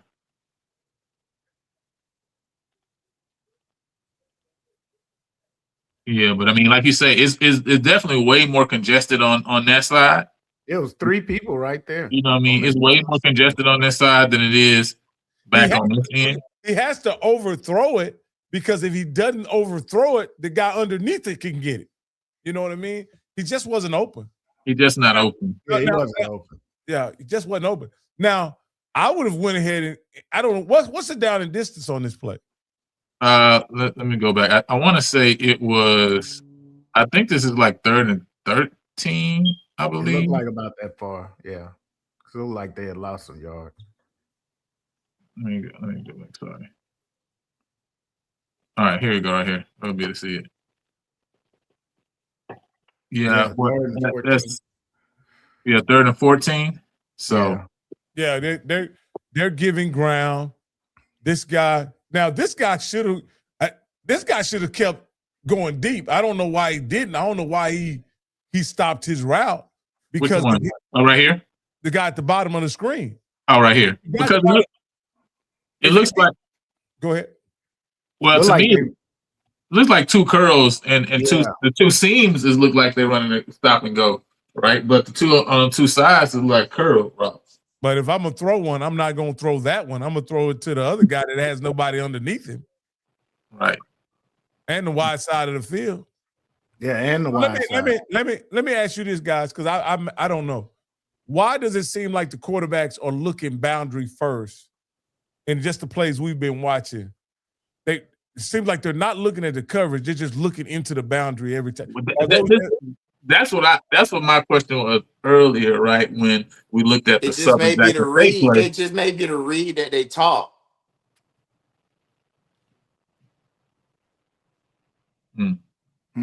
But see, that goes back to, and then so It's somebody a certain asked a question progression about. they have to go through. Most of the time, like we see in the back end of it, but there's certain reads that they have to go through to your check, to your 1, to your 2. So it's a lot of things, a lot of moving parts that are pretty much happening right in front of our eyes that we really can't really. We really don't know what's going on unless you down there on the sideline. Because you could have a coach say, "Hey, listen, throw it over here in this situation." Because we had stuff like that happen when KJ was there. It was pretty much almost like, "Hey, your first read. If your first read ain't there, instead of you going to your second read, go to your third read." Because this is pretty good blocking right here. So that's the thing that we talked about it earlier about coaching things and all that stuff, right? How would I guess I would want to know, right? If this was, again, you got quarterbacks that make bad throws in every conference, right? So it ain't right. To me, it ain't got to do with like the throw or the decision that's made. People make bad decisions in every conference. What I'm saying is, what would be taught in another conference of how quarterback should mentally go through this play is what my question would be, right? You know what I'm saying? Because I hear like Bill, you saying, well, when they see this, like, hey, I want you to go here. Here. How is that taught in another scenario, another situation, for example, right? You know what I'm saying? Because the reality is, like Rocky said earlier, that guy just ain't open in the first place, right? But to me, it's like, what's the pre-snap? How are we teaching them to go through from a pre-snap standpoint? Because to me, based on what the defense shows you, even if when we coming out the huddle, this is supposed to be my number one, does it not change based on what the defense is showing me?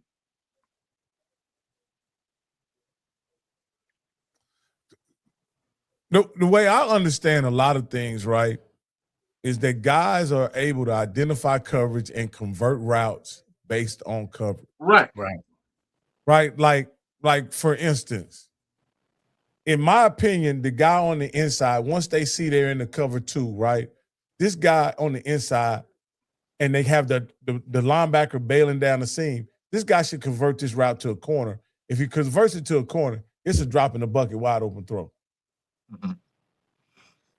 You know, but, you know, he takes it up the field, and it looked like he still might have been open if he'd just held on to the ball. But, you know, you got time, but the problem is, in my opinion, the biggest problem with this is he's looking in a confined area, which is the boundary, and he's looking at 4 defenders guarding 2 wide receivers. Right. In my mind, that just can't be the default read based on that defensive alignment. I just don't see how that can be the default read, because you have numbers on the other side of the field. Yeah. And he probably didn't go. You can look at it. He didn't go through his progression. Yeah, he didn't go through his progression. Yeah, he just stared down one guy for sure. Yeah, you know what I'm saying. But that, to me, that goes to, like, again, what is the conversation? A lot of it, like I said, man, I feel it's like hard I've to tell in certain situations like before. this. Yeah, on the right side they have numbers, but on the well, I'm talking about the top left. I'm sorry, on the left they have numbers. Mm-hmm. But on the right, like I say, man, it's one of those things where, like, I just use us for example. When we came to the line, because we watched so much film, we already knew what situation we were in 9 times out of 10 at looking what alignment were. We already knew what checks. We knew if the guy lined up on the outside of me, based upon this particular route, I knew that I was going inside. I knew if this guy was shaded on the inside of me, I already understood what the situation was going to be.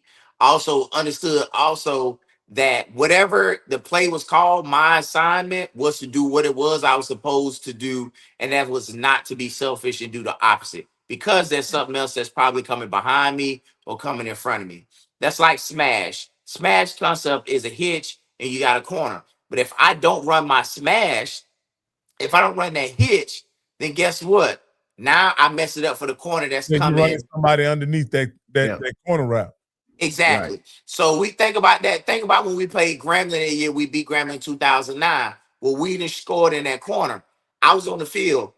My job was to make sure that corner stayed out of the way, because it was a tight window that KJ had to throw it. So, of course, I beat my man. But if I run a go route, now I run into Whedon. You'd have been back there, yeah, where Whedon was. So there are checks for pretty much everything you got going on, but it's also based upon your coach. But and also you said it earlier too. It also could be based upon the fact that sometimes you do tell them what to do and they just don't do it. That's also the caveat too. Sometimes, and let's be honest, sometimes the route combinations run right into the coverage. Like, that's a real thing. Sometimes they have the right coverage for the right route combination. You know what I mean? Actual factual. Yeah, you know. So in this case, the only thing that I see that they may have done a little clever in this is they made the slot guy look open, but they're buzzing the linebacker up under him. You know what I mean? To take away any short throw. And that's the guy that's kind of like running over the top of him. You know what I mean? They're buzzing him under the top of him. But in my opinion, you just keep running that guy down the field, and he gonna run out of real estate if the quarterback has a big enough arm, because you're gonna have an angle on the line. A linebacker should not be able to keep up with a slot that far down the field. Or we could just chalk it up. There was a bad play call. Yeah, bad play call. Yeah, for that coverage. Yeah, bad play call. No. Absolutely, but they were in a desperate situation too, so the quarterback may have felt he needed to. Yeah, he said, "Y'all got me playing the gospel song. Won't he do it in the background?"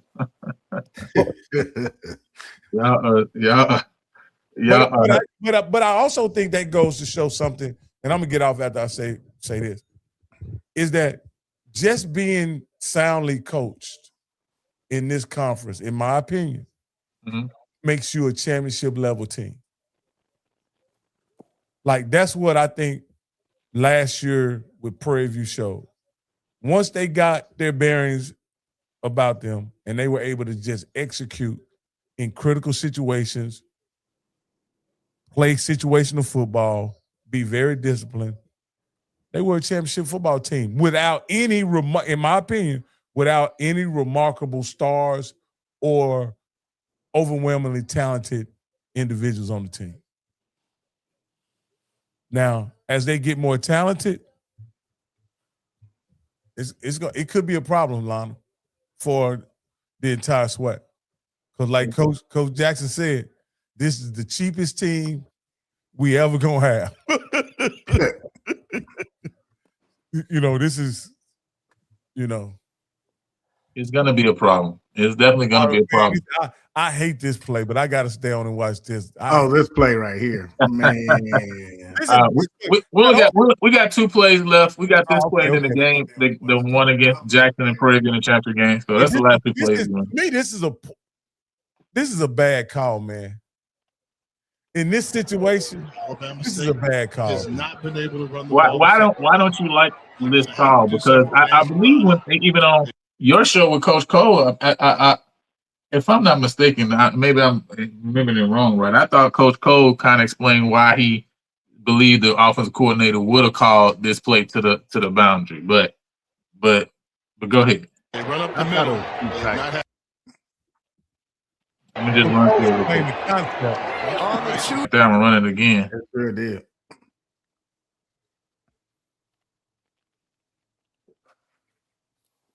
But what would you guys' thoughts on this one? I'm just not sure I would have ran that to the short. I'm gonna show it from the backside, right? But from the wide angle. But it looked like he was confused. Like, you know what I mean? Almost like, why did you make the decision to do that versus, to come here, for example, right? You know what I mean? So what Coach Cole said, if I recall correctly, Coach Cole said Andrew took the wrong angle if they were running an option. He should have ran straight at the linebacker here, right? Yeah. If they were running some type of quarterback power, the running back should have kicked out the guy. You understand? And you understand? Like if they were really, to me, yeah, he's sideways. They're not running an option. Yeah. He got to make him make a decision. He needs to make the edge guy make a decision. Oh, the running back got to block him. Well, no. You're saying if they're running QB power. Yes. I'm saying if it's an option, if it's a true option play, he needs to run at the linebacker and make him make a decision. I played a little running back in middle school. Anybody that's getting the ball is not releasing the way the running back release. Go back. Mm. But I still say that short side of the field, the boundary became an extra defender. So first off, you got to give ground if you're getting the ball as the running back.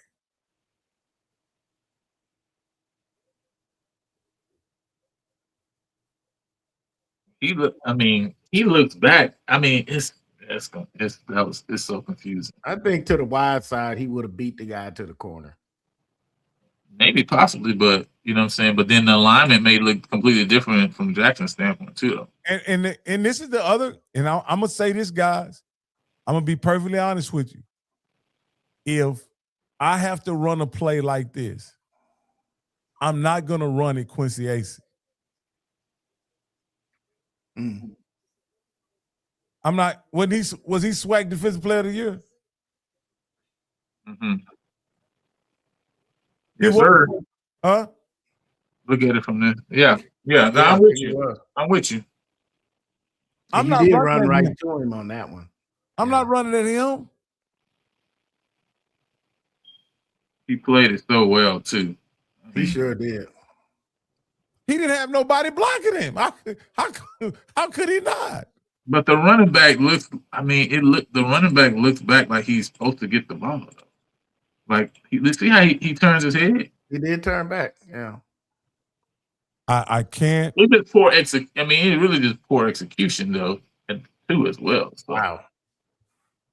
I think it also may have been a bad. It could have been a bad check by Andrew, but I wouldn't have ran that play. I don't like that call. If that's the option Andrew was given right there, I don't like it.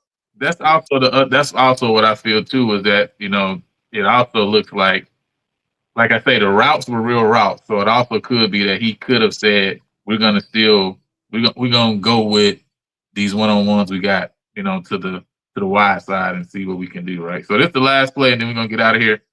Just the one to win the championship game, basically put the game away here. And it was one missed tackle right there. But obviously big run. It looked like he ran some type of slant. The quarterback was patient to let the slant unfold, and he just walked down the yardage. Yeah, and to me it looked like it was specifically supposed to be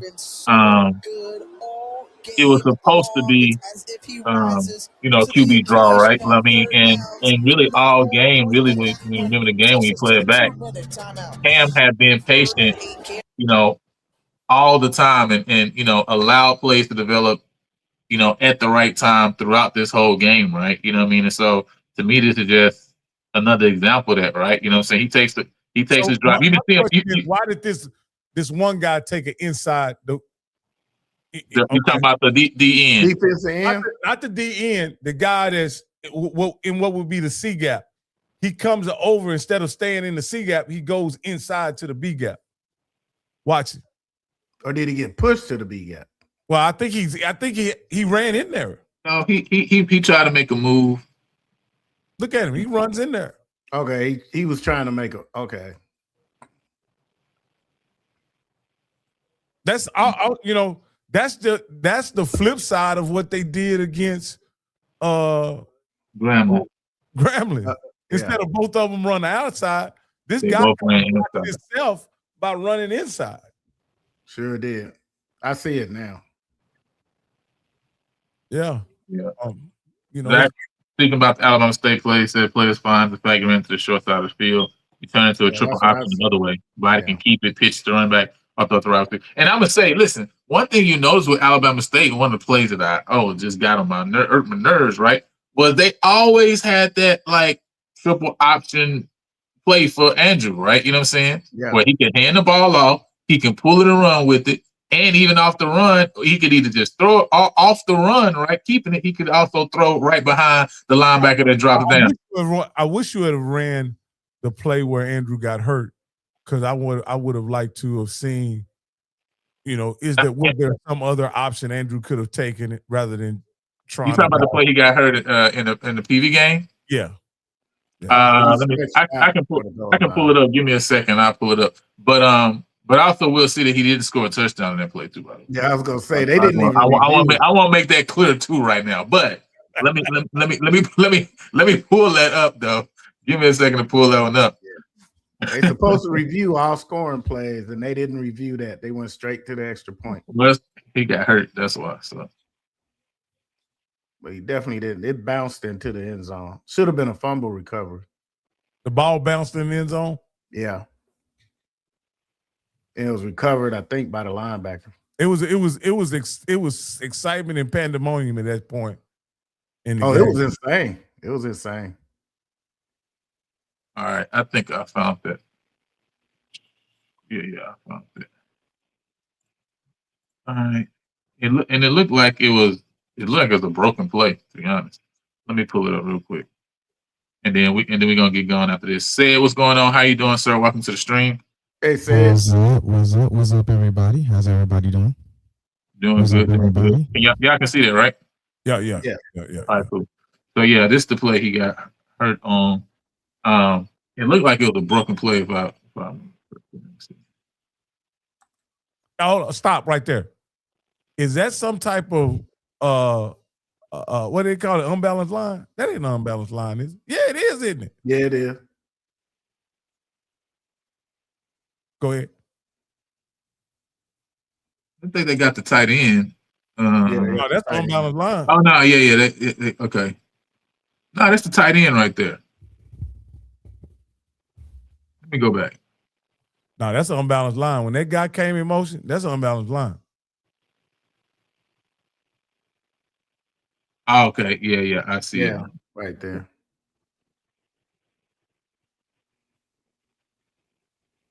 I don't know what he's supposed to do. Hurt right there. That wasn't the play Andrew got hurt. That wasn't Andrew, was it? This is the play he got hurt. This is the play that he scored the touchdown on. They handed it off to him? No, it looks like he was supposed to hand it off. I don't know what was happening. It looked like it's a broken play.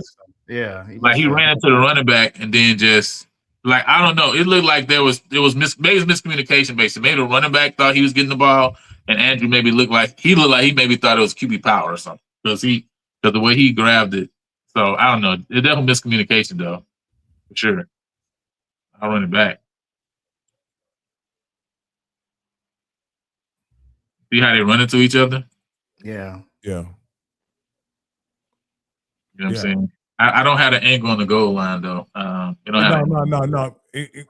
It really looked pretty much like a really nondescript play. You know what I mean? I don't know that. Did you guys see where he put himself like in? I just think when he went on the goal line, right, and he got tackled, and then the ball came out. Somebody I think probably just jumped on the ball. He tried to stretch it out. Yeah, he somebody. You saw him reach the ball fell out on his shoulder. Yeah. You should probably see it here. You can't see it there. The ball was gone, and then they fell on his. It really was the same fumble they gave to Cam in the championship game when he stretched out. You know, he hadn't broken the plane. Hey, what were you guys thinking when y'all was up 21-0? Reaching out right there. See, he reached out right there. You saw him reach out. Okay. Yeah. So but anyway, go ahead. What was y'all thinking when y'all were up 21-0?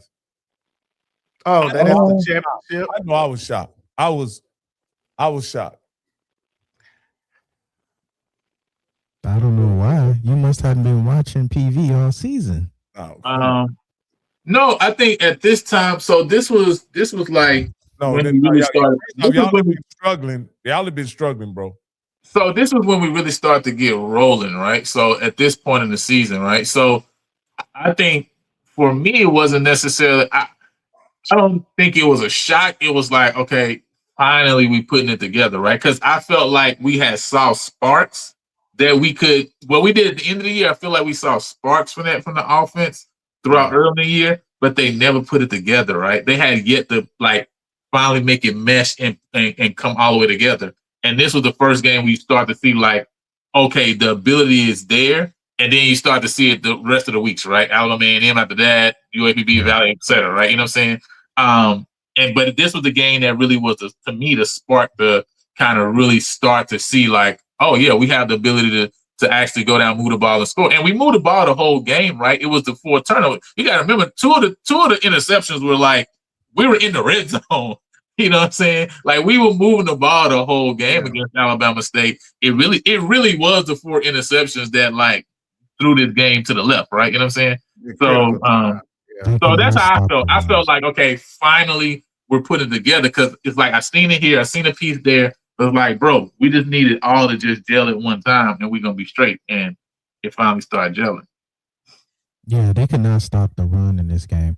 I would probably say the Southern game. And the reason why I said that, Rocky, was that if you watch this at the end of the season, the momentum was just building and building and building. Every game, our confidence in the stretch, the amount of distance between what we were winning, the amount of yards that we were putting up, those last 3-4 games of the season, I would say from Southern homecoming all the way up to the SWAC championship, it was one after another. So I wasn't surprised going into the Celebration Bowl, especially seeing the amount of time that they had off.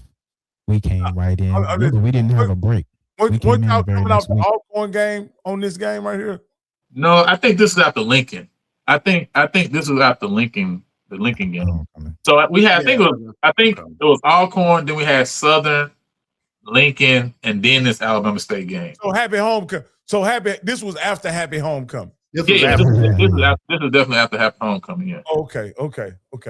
Yeah. So you guys had some confidence coming into this game. So, but I mean, we thought. I thought Southern was a bad team. So the win, what y'all did to Southern on that day, that wasn't surprising at all. I mean, I didn't think that was out the realm of possibility. But when looked at this and saw that y'all were up 21-0 on Alabama State, I was like, oh my goodness.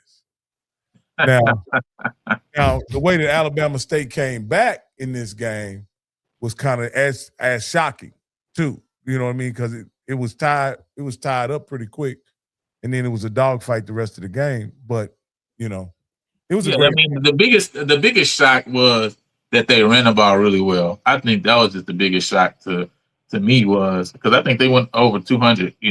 This game they ran for like low 200, like maybe 210 or something like that.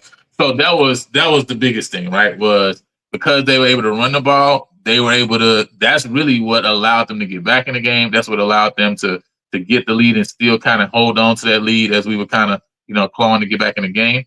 But like I said, I knew we had the ability to be better offensively. It was us dropping the passes, right? Again, we led the SWAC in drops. Us and Texas Southern both had 30 drops last year. It's crazy. You think about Cam himself had 24 drops. You think about if we catch half of those passes, Cam goes to over 3,000 yards. You know what I'm saying? Passing. You know what I'm saying? So, that's just drops, right? You know what I'm saying? Like, so it changes the narrative too, right? Because even the Grambling State game, when Tevin Carter's quarterback, Rodney Ojo just dropped a flat out wide open touchdown. It would have been a 55-yarder. So the narrative early on too was on us because we just didn't make a play that was there. It's not like the play wasn't there. Go ahead. The play wasn't there. We just literally dropped touchdowns for them. What got me is I kind of knew how good RG, that team was based on the players they had got. Like that quarterback they had, I knew he was legit. You know what I mean? Oh, he made some throws for sure. And so I knew it. And then I want to say the game that I started thinking, I'm not sure, was that Alcorn game. I'm like, oh, what is this? You know what I mean? I wasn't. Alcorn always been for us, Alcorn always been a fight. That's just what they've been, especially in Alcorn. Yeah, they just always been pesky. They always been fight. Look at them at Jackson State. You don't remember when Travis Huntington was there? That game was a close. They didn't blow out Alcorn. So Alcorn has always just been just a team that's just tough. They are grinded out type of team, right? So to me, it wasn't as shocking, right? You know what I'm saying? It was just, again, we didn't make plays that was there. That was the main thing. All our games, the game that was close. The Texas Southern game, we outgained them by almost 200 yards, right? You know what I'm saying? It was on us with penalties, right? You look at the UTRGV game, right? You know what I'm saying? We fumbled the ball on that last drive. We could. So when I look back, it wasn't like, man, none of these games was like we didn't get in our own way. That's why when we finally got out of our own way, we saw what happened. So to me, that's definitely. I thought y'all got in y'all way in the UTGR. Yeah, for real. Yeah, we did. I thought that was one of them games where y'all were ultimately the better team. Y'all just didn't pull it out based on your miscues, and it almost seemed like y'all were just battling against yourself the whole game. And I think if statistically y'all kind of leveled the game out and maybe even won the game statistically when you look at it. But no, man, I just watching Prairie View last season was really you watched a team build something brick by brick each and every week.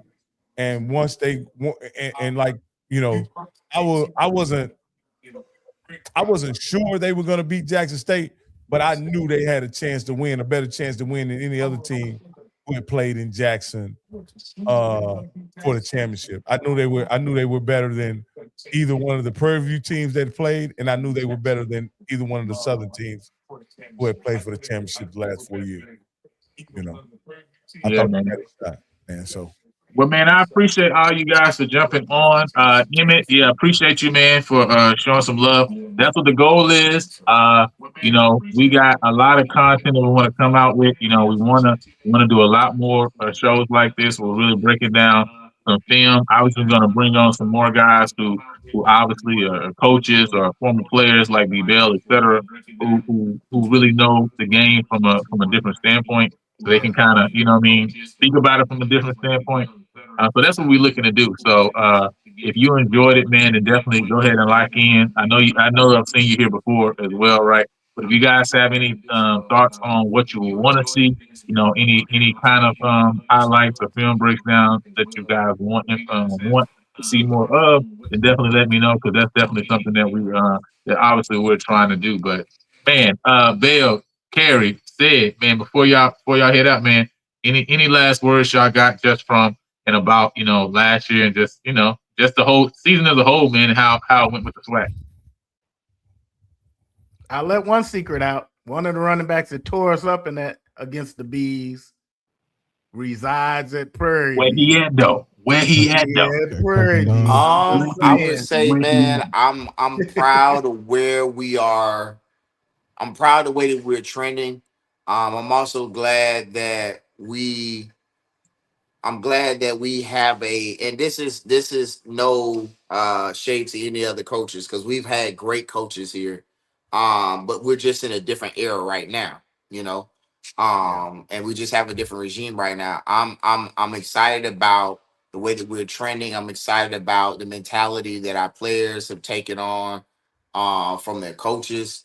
There's a saying that players take on the mentality of their head coach, but I think we have a legitimate staff with players who are hungry and who want to lay it on the line for one another.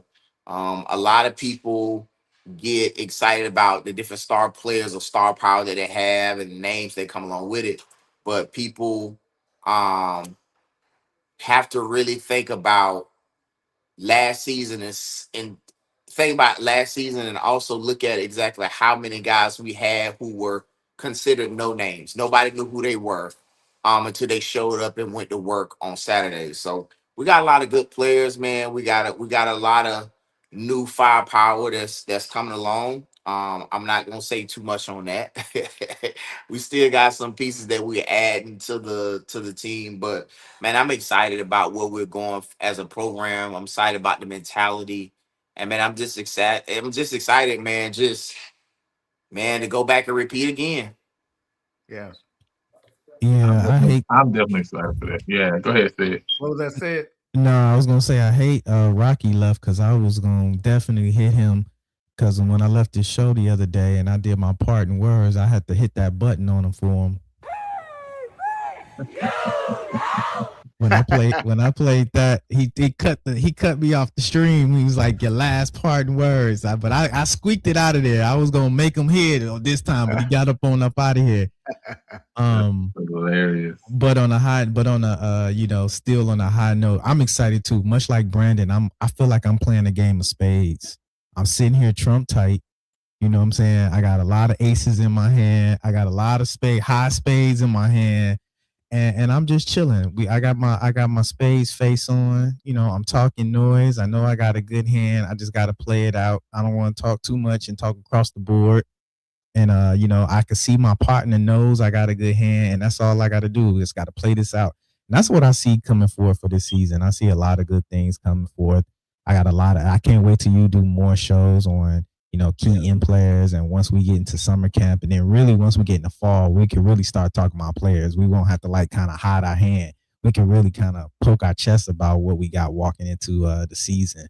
So that's what I'm excited about. And can you believe we're just in May and we're this engaged with football? Normally this has all been downtime. We never been talking about football in May. We've been waiting till July for SWAC Media Day, and everybody's dusting off their microphones and now trying to get re-engaged into SWAC football.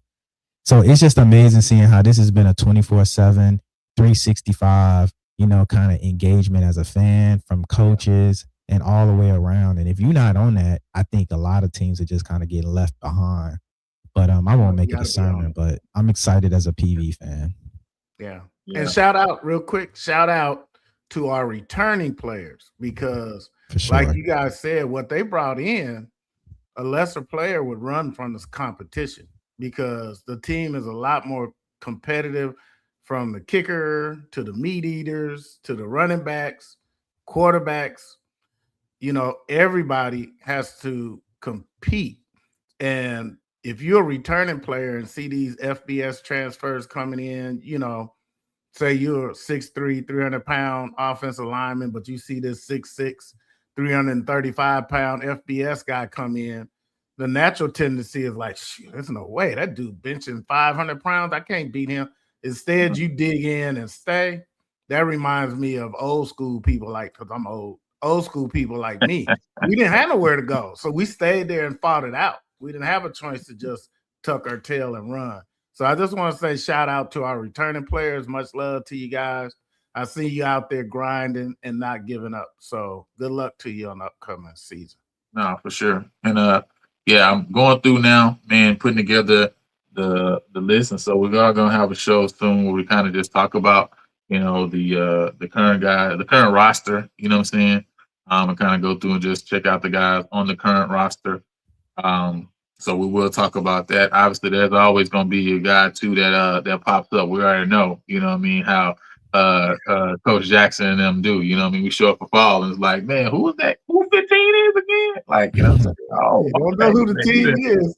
We're adding somebody that nobody knew about, right? You know what I'm saying? So we know we're gonna have maybe one or two of those as well. But I love the fact that we had a lot of the guys in there doing spring ball this year, man, because as Coach Jackson said, you got to think, man, and obviously there's no shade to nobody, right? But there's multiple programs in this conference that they're losing the ability to have spring ball.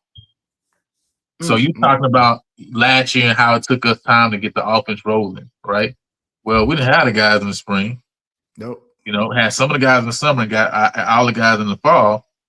So it took us some time to get going. Well, now, not only do we have a boatload of the guys, almost all the guys are going to be there in the fall, were there in the spring. But also, guess what? We got a lot of returning guys. Yep. You're talking about an offensive line. Look, if you look at those first couple games last year, the offensive line was still being put together. We're still trying to figure out what was the formula offensive line wise, right? And now we in the season again, we're gonna have a show on this talking about SWAC offensive lines too. But man, we look at the top 10 offensive linemen that's returning from this year, bro. Like 3-4 of the guys are on our team who are the top run blockers in the SWAC last year. So now think about this. You're talking about, you know, a guy like Tevin Carter who can use his legs. Obviously, you got to be fearful for what he can do. But, bro, you got an offensive line that can move you out the way, and you got running backs that can see the hole and make it move. Whew. Come on, man. Like, I think earlier on this year, no matter who the quarterback is, who wins that job, we're going to score a lot more points early on this year than we did last year. And I think that's the thing that people need to be worried about, people need to be afraid of, because we have the most. This is the crazy thing, right? People talk about the 70 transfer like that, but the reality is, though, we still got the highest number of returners in this conference who done played snaps, right? Yeah. You know what I'm saying? Even though we got a lot of guys coming in as new. So that to let you know, bro, what is it going to be this year then with all the returners? Because we don't talk about the returners, just talk about how all these guys coming in the portal.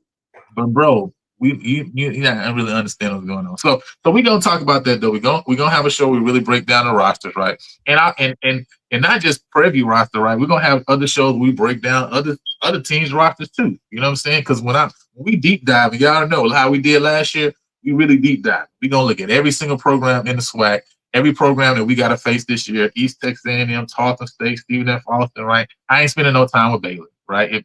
If that miracle happened, I'm just gonna enjoy it like everybody else. All right, you know what I'm saying? But we're gonna spend some time on all these programs and see what they got going on, what they didn't. So even if you from another program, you're gonna be able to learn about your own program. You know what I'm saying? Because we're gonna really deep dive into all the programs and talk about what they done transferred in, what they transferred out, right? Who they top returners are, so we can know what we facing as the year comes in.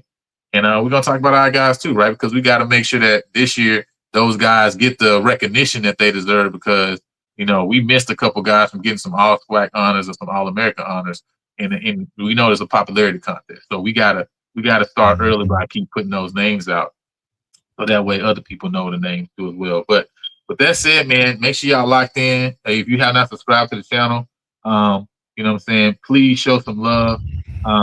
You know what I'm saying? Please show some who would take that shot at him. You know what I'm saying? Like, it's not a shot. I ain't shooting no shots. I'm just saying some people gonna be really in the books in the spring. We gonna give you time to do some studying, because you ain't gonna be doing no field work. Okay. You know what I'm saying? Yeah. But the point is though, right? You know what I mean? we gotta lock in, man. So if you have not subscribed to the channel, make sure you subscribe. Again, we're gonna be this is PV versus everybody, so everything's from a Prairie View perspective. But again, we got some great stuff coming through that I think everybody in the SWAC is gonna enjoy. That you're gonna feel like, man, you got something out of. As you see, we're able to get access to some all 22 film for all the schools in this conference. You know what I'm saying? So we're gonna be looking at some film, doing some breakdowns. We're gonna be talking about top returners, man, looking at some film on them. And we're gonna be doing the deep dive sessions, right? And also, if you're a member of the channel, you already know, man, we're starting the deep dive sessions too as well. We did a deep dive session on Tevin Carter. We got deep dive sessions coming up on a lot of other returners as well. So again, make sure you lock in. It only costs like $3 a month or something like that. It don't really cost nothing. You know what I'm saying? You know what I'm saying? But it goes far because listen, a lot of the stuff that behind the scenes, you know what I'm saying, we gotta have access to and pay for. It helps toward those things, so we can keep giving you really good quality content. So if you want to be a member, go ahead and lock in with the membership because we got some more stuff coming for y'all on that end of things as well. So with that said, man, we appreciate each and every one of you, you know what I'm saying? And we're going to get about your hair, man. Hey, you guys, this is Jeff McKissick, your favorite loan officer. It's your boy Lionel, class of 2009, back with another episode of The Home Team. And we're there at Chicago Title because we just actually finished closing a client today. And you want to know the results? We got them to clear the close in less than 21 days. And we know working with HBCU graduates, there are all different types of professions out there. And there's many of us all over the Houston area, and we just want to make sure that we all have a place that we all can call home. And we got plenty of programs to cover all the different professions. So make sure you hit up your boy, Mansions by Lionel. And don't delay. Talk with Jeff today so you can get home tomorrow. Holla, y'all. Take it easy.